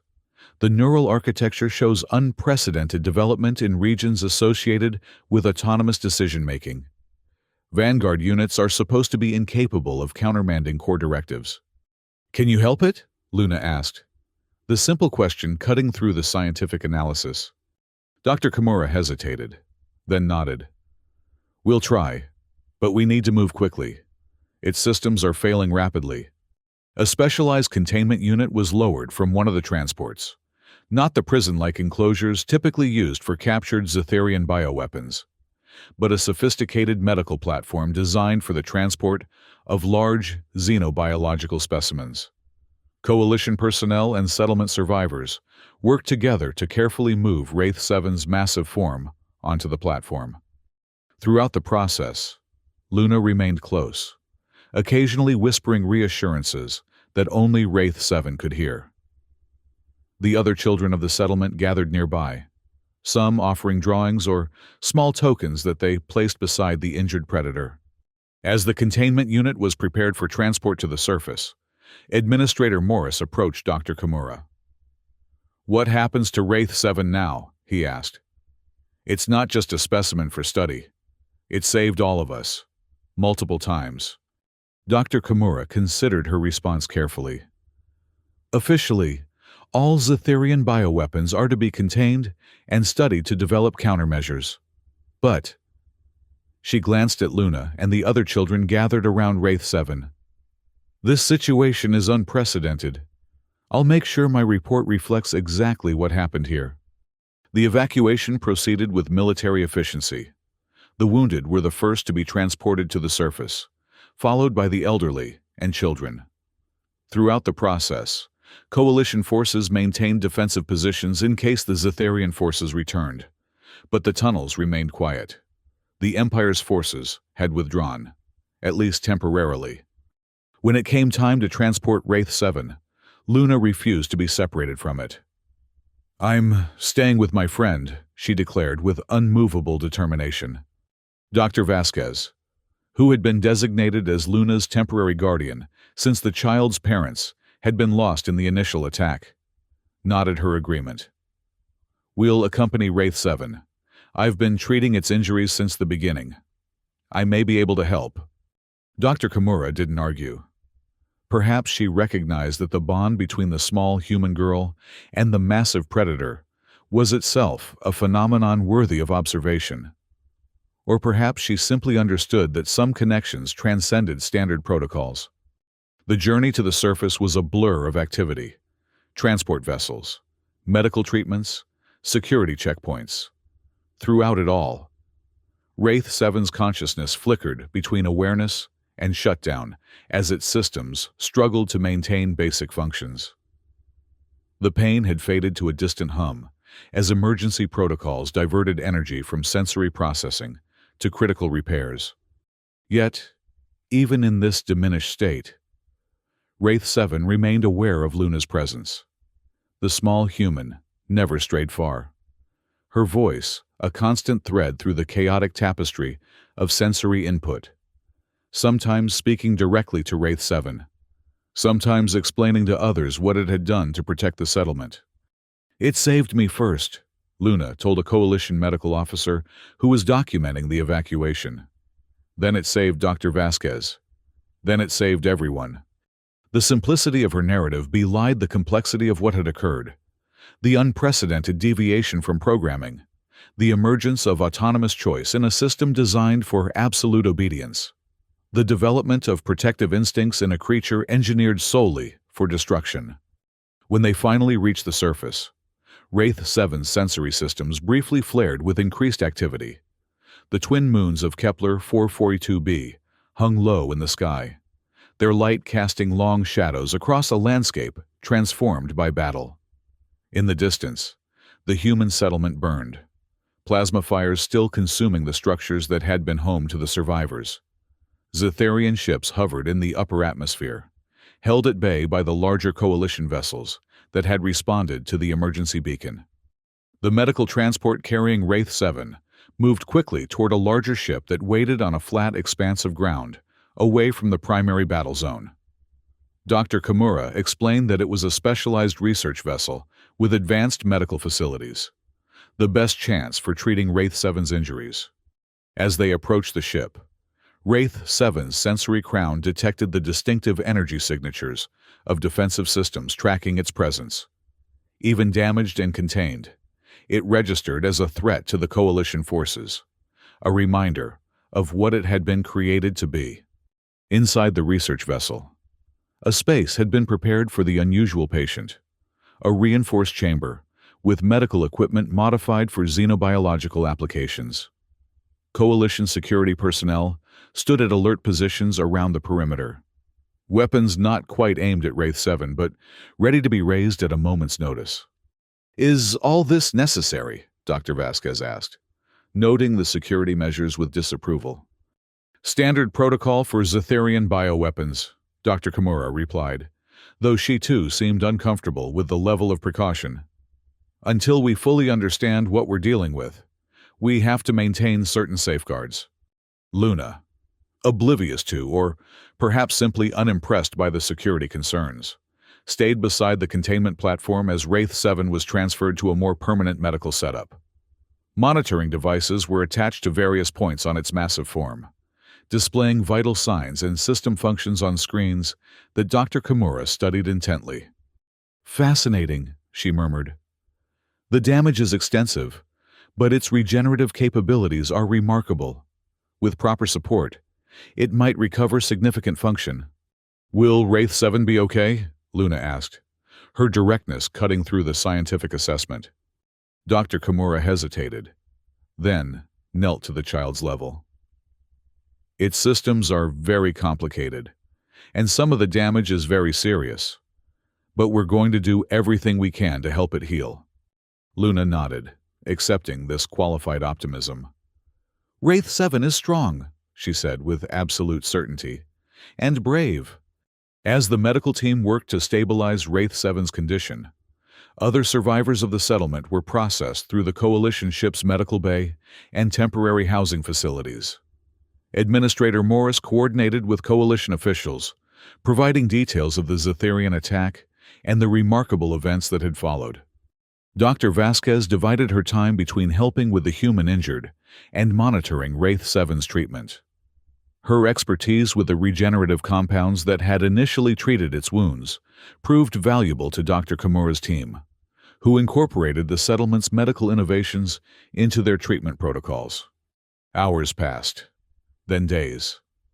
The Zetherian forces eventually withdrew from the Kepler system, driven back by the arrival of additional Coalition ships, but certain to return with greater numbers. Plans were made to evacuate the survivors to a more secure colony world, one with established defenses and infrastructure to support the displaced population. Throughout this period of transition and uncertainty, Wraith 7's condition remained critical but stable.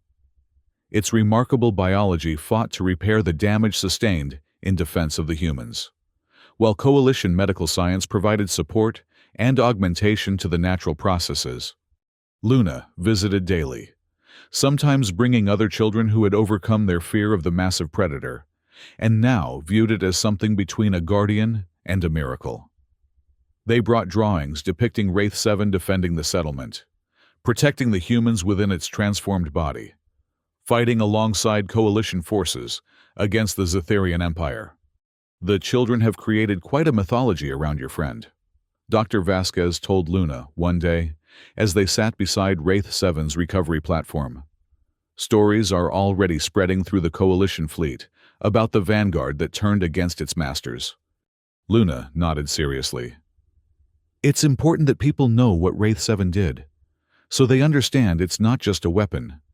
The distinction was crucial. Not just a weapon, but a being capable of choice, of moral decision, of self-sacrifice for others. The philosophical implications were as significant as the tactical ones, challenging fundamental assumptions about the nature of the conflict with the Zetherian Empire. On the 5th day of recovery, Wraith 7's consciousness fully reactivated. Its sensory crown extended slowly, compound eyes glowing with amber bioluminescence as it processed its surroundings. The security personnel tensed, weapons raising slightly, but Dr. Kimura waved them back.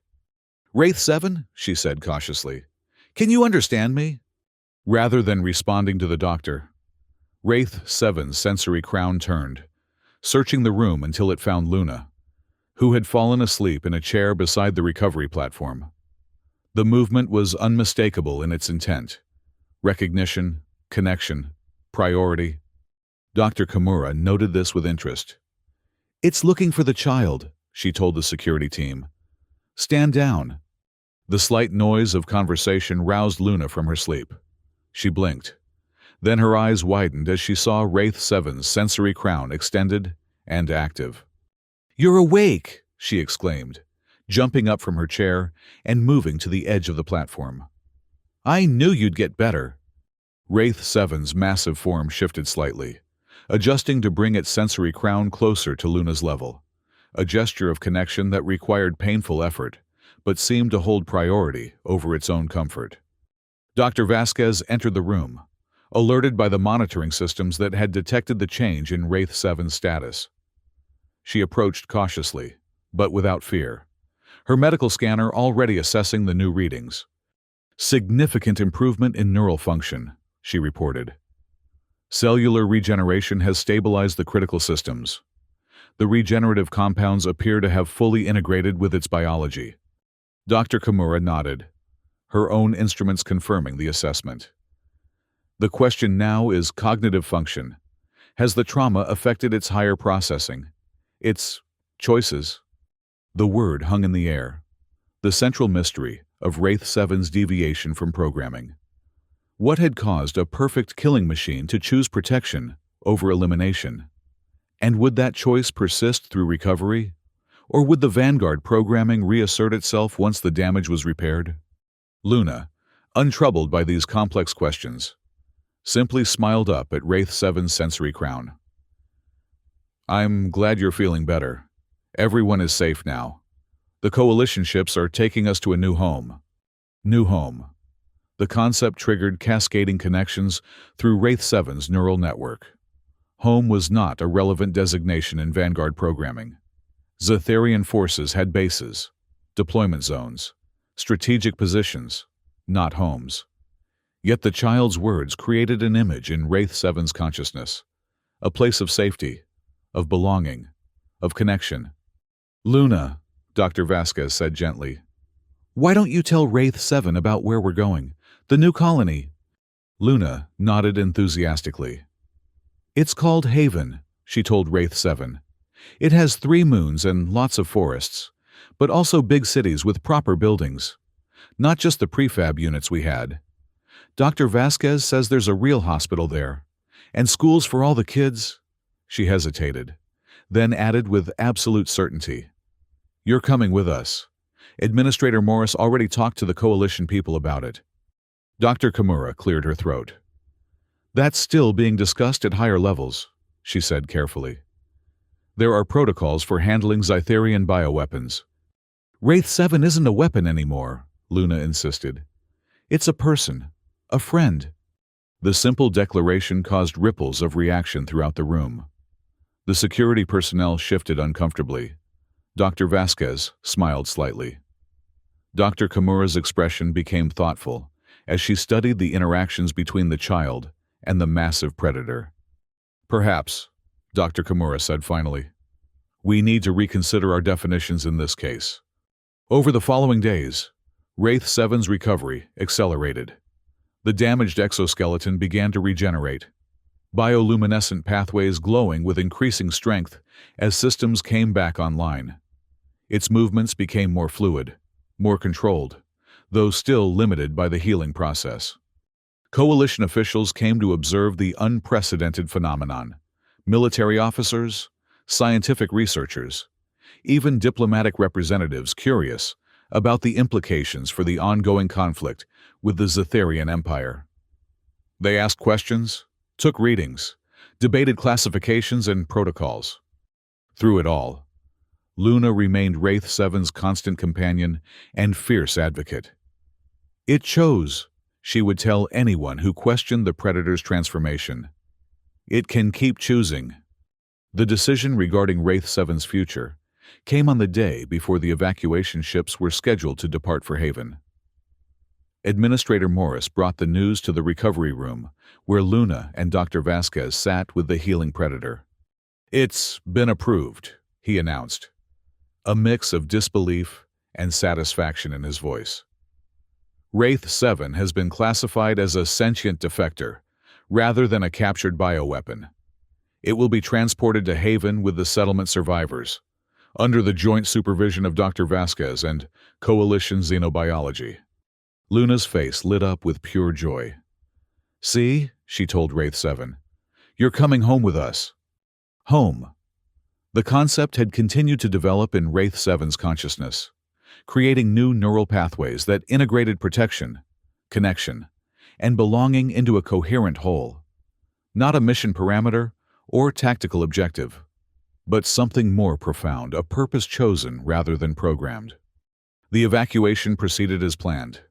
The survivors of Kepler Settlement 3 were loaded onto Coalition transports, carrying what few possessions they had managed to save from the destruction. Wraith 7, now capable of limited movement, was transferred to a specialized compartment on the main transport, secure but not confined, monitored but not restrained. As the ships lifted off from the surface of Kepler 442b, Wraith 7's sensory systems captured the final images of the world where its transformation had begun. The burned settlement, the forest where it had first breached the perimeter, the mountain range that had sheltered the humans in their time of greatest need. The twin moons hung in the sky, silent witnesses to a change that neither Zetherian nor human could have predicted. Luna sat beside Wraith 7 during the departure, her small hand resting on one of its lower limbs as she pointed out features of the landscape below. "That's where we first met," she said, indicating the ruins of the settlement. "And that's where you fought the bad ones to protect us." The simple narrative contained the essence of Wraith 7's journey, from perfect killing machine to protector, from tool of the Empire to individual with its own moral compass. The how and why of this transformation remained subjects of scientific inquiry and philosophical debate among the Coalition experts. But for Luna, the explanation was simpler and perhaps more profound. Wraith 7 had chosen. The journey to Haven took several days through interstellar space. During this time, Wraith 7's recovery continued under the care of Dr. Vasquez and Dr. Kimura, who had chosen to accompany the unusual patient to its new home. Its damaged systems repaired themselves with remarkable efficiency, aided by the regenerative compounds that had become integrated into its biology. More significant than the physical healing, however, was the continued development of Wraith 7's consciousness, free from the constant override attempts of Zetherian command protocols. Its neural network expanded in unexpected directions, creating pathways and connections that no Vanguard unit had ever developed. "The neural architecture is completely unprecedented," Dr. Kimura told Dr. Vasquez as they reviewed the latest scans. "Regions associated with autonomous decision-making have nearly doubled in complexity. And these patterns here, they appear to be developing emotional processing capabilities." Dr. Vasquez smiled slightly. "Luna would say it's learning to be a person." "Out of the mouths of babes," Dr. Kimura murmured. "Perhaps she's right." Luna continued to spend most of her waking hours with Wraith 7, chattering about their destination, introducing other children who wanted to meet the famous protector, bringing drawings and small gifts from the settlement survivors. The other children gradually lost their fear, approaching the massive predator with curiosity rather than terror. "This is Maya," Luna would say, introducing a wide-eyed girl clutching a hand-drawn picture. "She was in the medical bay when you protected us from the roof falling." Or, "This is Thomas. He helped his dad fire the big gun when you were fighting the bad vanguards." Each introduction reinforced the connections forming in Wraith 7's consciousness, not just with Luna, but with the community it had chosen to protect. Names and faces became significant, individual identities worthy of recognition rather than merely targets for elimination. As the Coalition fleet approached the Haven system, preparations began for the integration of the Kepler survivors into the established colony. Housing assignments were distributed, medical records transferred, educational placements arranged for the children. Throughout this process, the question of Wraith 7's status remained unique, but was addressed with surprising accommodation. "A specialized habitat is being prepared," Administrator Morris informed Dr. Vasquez. adjacent to the settlement area, but with the space and environmental features that Dr. Kimura recommended. The coalition authorities are still nervous, of course, but the testimonies from our people have made an impression. When the ships finally arrived at Haven, the site was everything Luna had promised.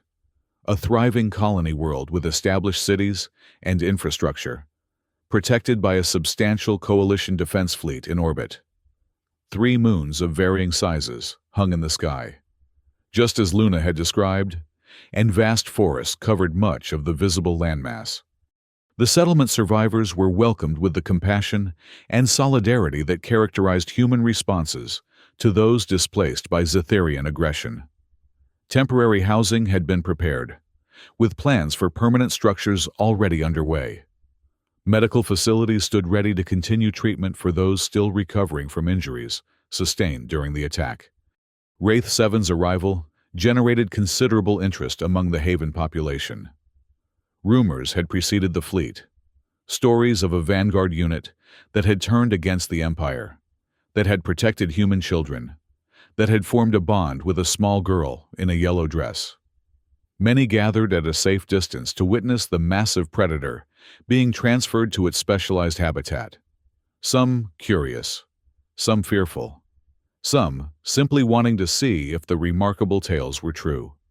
The habitat proved to be well designed for Wraith 7's unique needs, spacious enough for its full range of movement, with environmental features that approximated its optimal conditions. A medical monitoring station had been integrated discreetly, allowing Dr. Vasquez and Dr. Kimura to continue tracking its recovery without invasive procedures. Most importantly, the habitat connected directly to a common area where Luna and other settlement survivors could visit freely. The design acknowledged what the coalition authorities had come to accept, that Wraith 7 was not merely a captured bioweapon or scientific specimen, but a being with social connections and emerging emotional needs. "What do you think?" Luna asked, as she guided Wraith 7 through an initial exploration of the habitat. "Is it okay for now? Dr. Vasquez says they'll make it better once they understand more about what you like." Like preference.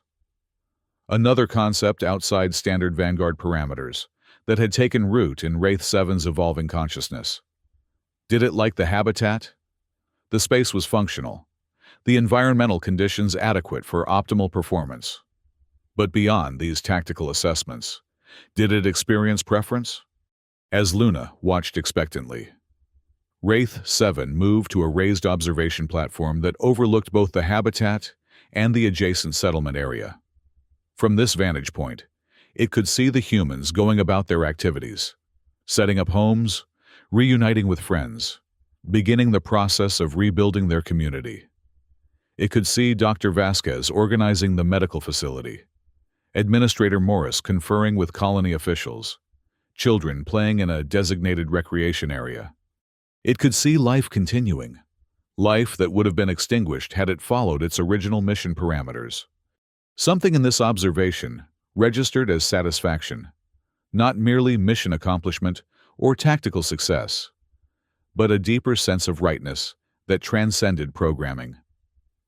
If this was like, then yes. Wraith 7 liked the habitat and its view of the community it had chosen to protect. Luna seemed to understand the unspoken response. "Good," she said, smiling up at Wraith 7's sensory crown. "I'm glad you like it." In the days that followed, a routine began to establish itself. Dr. Vasquez and Dr. Kimura continued their medical monitoring, documenting Wraith 7's remarkable recovery and the ongoing development of its neural architecture. Coalition security maintained a presence, but gradually reduced the visible footprint as the predator showed no signs of aggression or instability. Luna visited daily, sometimes accompanied by other children from the settlement, sometimes bringing new colony children who had heard the stories and wanted to meet the famous Wraith 7. She would chatter about her new school, the friends she was making, the home being built for the surviving settlement families. "Dr. Vasquez says I can come live with her until they find my aunt and uncle on Proxima Station," she told Wraith 7 one afternoon as they sat on the observation platform. She's nice. She doesn't mind when I talk a lot. Wraith 7's sensory crown adjusted slightly in what had become its version of amusement. A subtle movement that Luna had learned to recognize and interpret with uncanny accuracy. You don't mind either, she said, grinning. That's why we're friends. Friends. The designation had taken on deeper meaning as Wraith 7's consciousness continued to evolve. Not merely allies or tactical associates, but beings connected by choice and mutual recognition. Luna was its friend, its first friend, the catalyst for its transformation from weapon to protector. As Wraith 7's recovery progressed, Dr. Kimura began to incorporate more sophisticated communication technologies into their interactions. While the Predator remained incapable of human speech, its biological structure simply wasn't designed for it. Alternative methods were developed to bridge the gap. A neural interface was modified from Coalition technology, allowing Wraith 7 to transmit simple concepts through a translation matrix. The system was rudimentary at first, limited to basic acknowledgments and binary responses. But as both the technology and Wraith 7's neural pathways developed, more complex communication became possible. Can you tell us why you chose to protect Luna rather than following your mission parameters? Dr. Kimura asked during one of the early communication sessions. The question had been asked in various forms since Wraith 7's initial deviation from programming. Scientists, military analysts, and Coalition officials all sought to understand the mechanism of its transformation, hoping, perhaps, that it might reveal vulnerabilities in other Vanguard units, or suggest strategies for turning more Zetherian bioweapons against their masters. Wraith 7 considered the question. Its sensory crown extended in full processing configuration as it interfaced with the translation system. After several moments, a simple response appeared on Dr. Kimura's screen. She was not afraid. The 3 words contained multitudes. Luna's lack of fear had disrupted the threat assessment algorithms that formed the foundation of Vanguard targeting protocols. Her direct address, using Wraith 7's designation, speaking to it as an individual rather than a weapon, had created cognitive dissonance in systems designed for absolute clarity of purpose. And that was enough to override your core programming? Dr. Kimura pressed, fascinated by the simplicity of the answer. Another pause. Then, she saw choice where programming saw only directive. Luna, who had been allowed to observe these communication sessions, nodded, as if this made perfect sense. I told you, she said to Dr. Kimura. Wraith 7 just needed someone to see it wasn't just a weapon. As the weeks passed, life in the Haven colony settled into new patterns. The Kepler survivors integrated into the existing community, their experiences with the Zetherian attack and the remarkable protection of Wraith 7 becoming part of the shared narrative of human resistance against the Empire. Wraith 7's status evolved as well. While officially classified as a sentient defector under Coalition protection, in practical terms, it had become something closer to a community member, albeit one with unique needs and capabilities. Its specialized habitat expanded to include more varied terrain and features based on observed preferences. The neural interface improved, allowing for more nuanced communication with Dr. Vasquez, Dr. Kimura, and a growing circle of humans who had overcome their initial fear. Most significantly, Wraith 7 began to participate in colony defense planning. Its intimate knowledge of Zetherian tactics and Vanguard capabilities proved invaluable as the Coalition prepared for the inevitable Empire response to the loss of Kepler 442b. Strategic vulnerabilities that human analysts might have missed were identified and addressed. Defense systems were reconfigured to counter specific Zetherian attack patterns. It's remarkable, a Coalition defense officer commented after one such planning session. It's as if we've been given access to the Empire's tactical database, but with the added benefit of creative interpretation. Indeed, Wraith 7's contributions went beyond mere information sharing. Its evolving consciousness had begun to develop strategic innovations that neither Zetherian nor human military doctrine had previously considered. Hybrid approaches that combine the precision of Empire tactics with the adaptability of human resistance. Through all of these developments, Luna remained Wraith 7's most consistent companion. As she settled into her new life with Dr. Vasquez as her guardian, she maintained her daily visits to the habitat, sharing stories of her school experiences, introducing new friends, bringing books and games that she thought might interest her unusual friend. "Teacher says I should write down what happened with you in the settlement," she told Wraith 7 one afternoon. "She says it's important for people to know. Would that be okay?" Wraith 7's response through the neural interface was immediate. "Yes." Luna beamed. "Good. I already started. Want to hear it?" Without waiting for a response, she pulled a tablet from her school bag and began to read aloud. The apex predator was a living weapon, until it curled its body around the human girl to shield her. The title captured the essence of Wraith 7's transformation in a single image. The moment when protection had superseded programming, when choice had overcome directive. As Luna continued to read her simple but powerful narrative of their shared experience, Wraith 7's sensory crown extended in full attention posture, absorbing every word. When she finished reading, Luna looked up expectantly. "What do you think? Did I get it right?" Through the neural interface, Wraith 7 composed its response carefully. "It is our story." The possessive pronoun, our, represented another step in Wraith 7's evolving identity.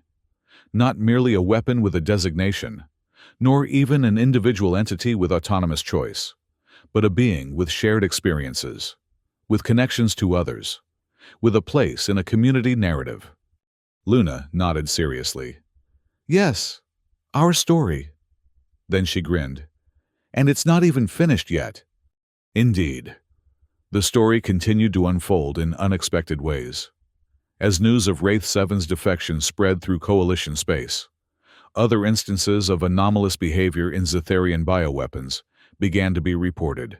Not full defections like Wraith 7's, but hesitations, deviations from mission parameters, unexplained malfunctions in the presence of human children or during medical interventions. Dr. Kimura's research team began to compile these reports, searching for patterns that might explain the phenomenon. It's as if Wraith 7 was the first manifestation of something that was already present in the Vanguard design, she told Dr. Vasquez as they reviewed the data. A potential for autonomous choice that the Empire never anticipated or intended. Or perhaps, Dr. Vasquez suggested, it's simpler than that. Perhaps even the most perfectly engineered weapon can't entirely erase the capacity for connection that exists in all living things.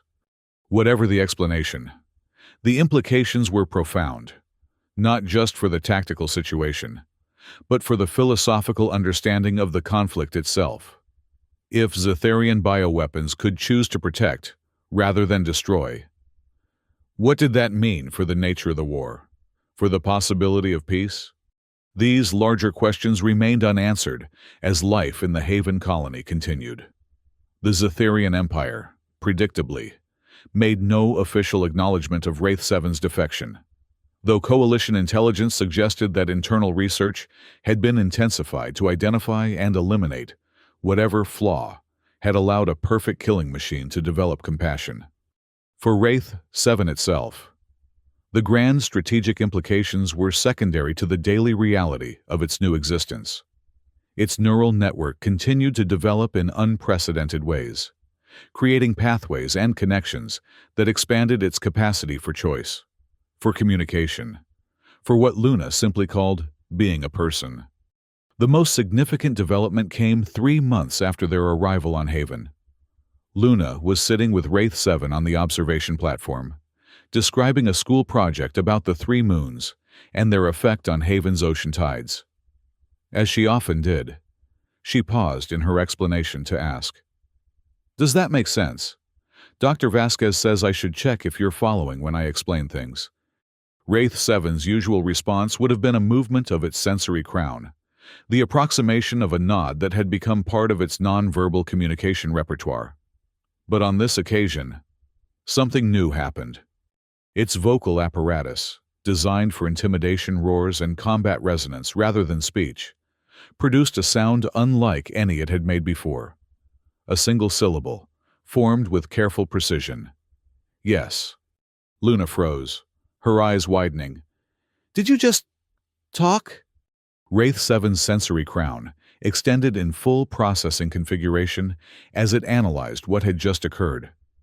Its systems had adapted the combat vocalization mechanisms to approximate human speech patterns, a development that had not been part of any conscious directive, but had emerged from the ongoing evolution of its neural architecture.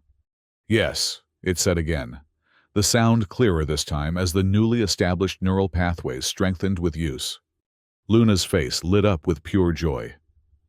You can talk! You can actually talk! She jumped up from her seat, practically bouncing with excitement.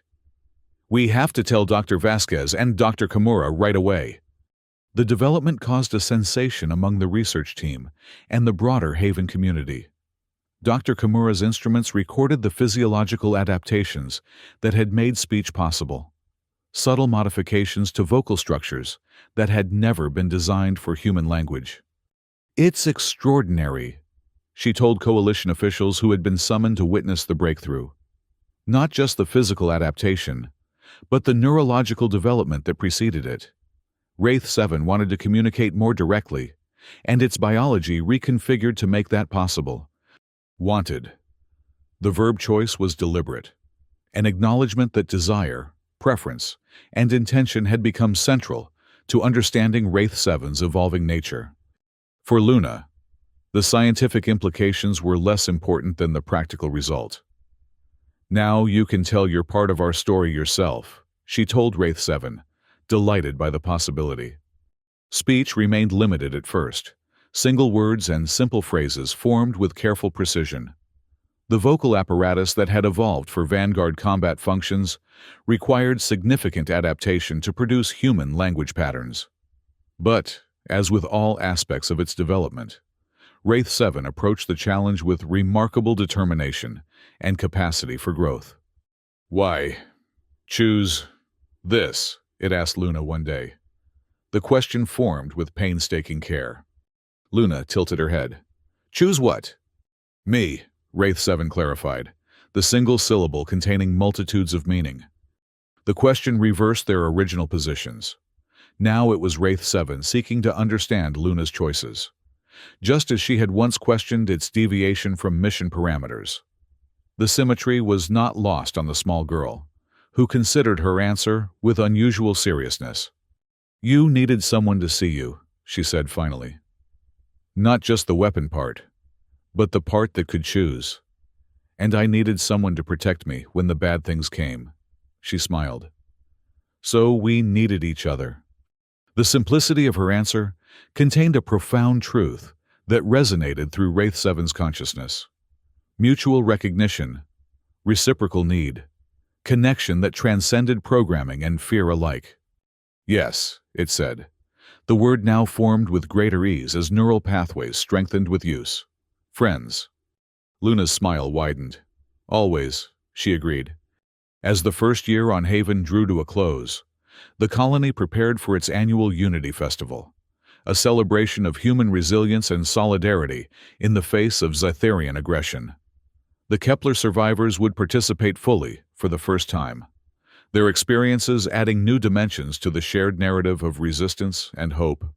An unprecedented invitation was extended to Wraith 7, not merely to observe the festivities from its habitat, but to participate as a recognized member of the community. The decision had not been without controversy.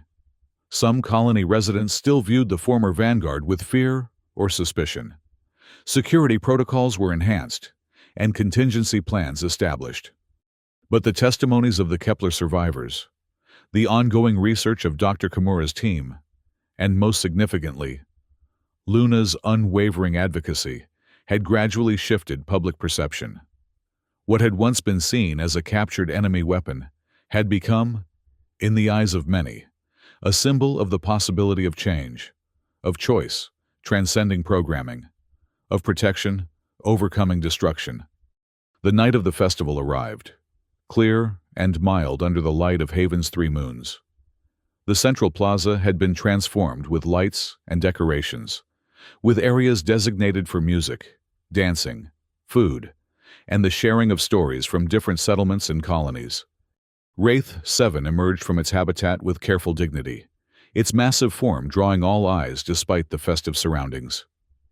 Luna walked beside it, wearing a new yellow dress for the occasion, her face alight with pride and happiness. Dr. Vasquez and Dr. Kimura followed, alert but confident in the security preparations.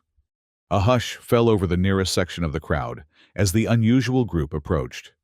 Then, from somewhere in the gathering, a child's voice called out, "It's the hero from Kepler, the one who saved everyone!" The simple declaration broke the tension. Conversations resumed, now centered on the stories that had spread throughout the colony. Tales of a living weapon that had chosen to protect rather than destroy, that had curled its body around a human child to shield her from harm. Luna guided Wraith 7 through the festival with the confidence of someone introducing a friend to favorite experiences. They visited the food stalls, where brave vendors offered samples of colony cuisine for the predator to analyze with its enhanced senses. They listened to music performed by settlers from different worlds, each bringing their cultural traditions to the shared celebration. Most significantly, they stopped at the storytelling circle, where representatives from each settlement shared tales of their journeys, their losses, and their hopes for the future. When it came time for the Kepler survivors to speak, Administrator Morris stepped forward, but then gestured to Luna and Wraith 7. "Our story is unique," he said to the gathered listeners, "and perhaps it should be told by those at its center." Luna looked up at Wraith 7, a question in her eyes. The massive predator considered for a moment, then nodded its sensory crown in agreement. Together, they moved to the center of the circle. "This is our story," Luna began, her voice clear and confident despite the crowd. "It starts with a weapon that was made to hurt people, but then it met a girl who wasn't afraid," as Luna narrated the events of their first encounter. Wraith 7 watched the reactions of the humans gathered around them, the initial wariness giving way to curiosity, then to wonder as the tale unfolded. When Luna reached the moment of the collapsing medical bay, Wraith 7 spoke, its voice now capable of forming short sentences with careful precision. "I chose to protect," it said, the simple declaration resonating through the hushed circle. "Not to destroy." The combined narrative continued, Luna's childlike directness complemented by Wraith 7's measured interventions. They described the battle in the tunnels, the stand in the great cavern, the moment when Wraith 7 had transformed its body into a living shield for the huddled humans. As they spoke, other Kepler survivors added details from their perspectives. Dr. Vasquez describing the medical treatments, Administrator Morris recounting the strategic decisions, children offering their memories of safety within Wraith 7's protective dome. The story became not just a tale of one unusual predator and one brave girl, but a shared narrative of an entire community, a testament to the possibility of connection across the seemingly unbridgeable divide between human and Zetherian creation. When the narrative concluded with their arrival on Haven and the beginning of their new life in the colony, a deep silence fell over the gathering. Then, slowly, a wave of applause began to spread. Not the polite acknowledgement given to other storytellers, but a profound recognition of something transformative in the tale they had just heard. As the applause continued, Luna looked up at Wraith 7, her face radiant with happiness and pride. "See," she said, though her words were lost in the sound of the crowd's response. "I told you our story wasn't finished yet." Later that night, as the festival continued around them, Wraith 7 and Luna found a quiet spot on the edge of the plaza. The largest of Haven's 3 moons hung low in the sky, casting long shadows across the colony buildings and the distant forest beyond. "Are you happy here?" Luna asked, the directness of her question unchanged, despite all they had experienced together. Wraith 7 considered the question with the careful deliberation that characterized its evolving consciousness. Happiness was a concept far removed from Vanguard operational parameters, a human emotional state with no relevance to combat efficiency or mission fulfillment. Yet, as its neural network had developed new pathways and connections, emotional states had begun to emerge, not identical to human emotions, perhaps, but analogous in many ways. The satisfaction of protection successfully provided, the comfort of Luna's presence, the sense of rightness in the choice to defend rather than destroy.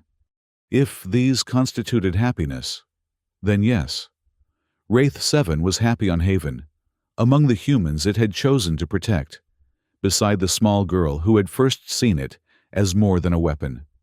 "Yes," it said simply, the word now formed with ease after months of practice. "Happy here, with you." Luna smiled, leaning against one of Wraith 7's lower limbs with the casual comfort of long familiarity. "Good, because we still have lots more story to make together." As the festival lights sparkled in the distance and the sounds of celebration drifted through the night air, Wraith 7 extended its sensory crown to full awareness posture, absorbing the moment in all its complexity. Its enhanced systems detected the approaching coalition patrol, a reminder that caution still surrounded its presence despite the growing acceptance.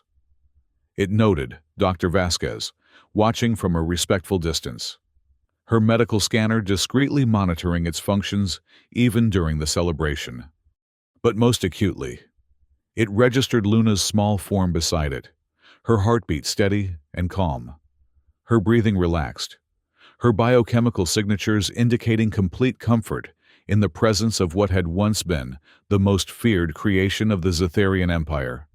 In that moment, the full measure of its transformation became clear. From perfect killing machine to protector, from tool of destruction to agent of connection, from weapon to friend. "More story," Wraith 7 agreed, its massive form shifting slightly to curl more protectively around the small human girl who had changed everything. Together, and as Haven's 3 moons continued their eternal dance across the night sky, the apex predator, that had once been nothing more than a living weapon, maintained its vigilant guard, not because of programming or directive, but because of a choice renewed with every moment, with every heartbeat, with every day of their unfolding story.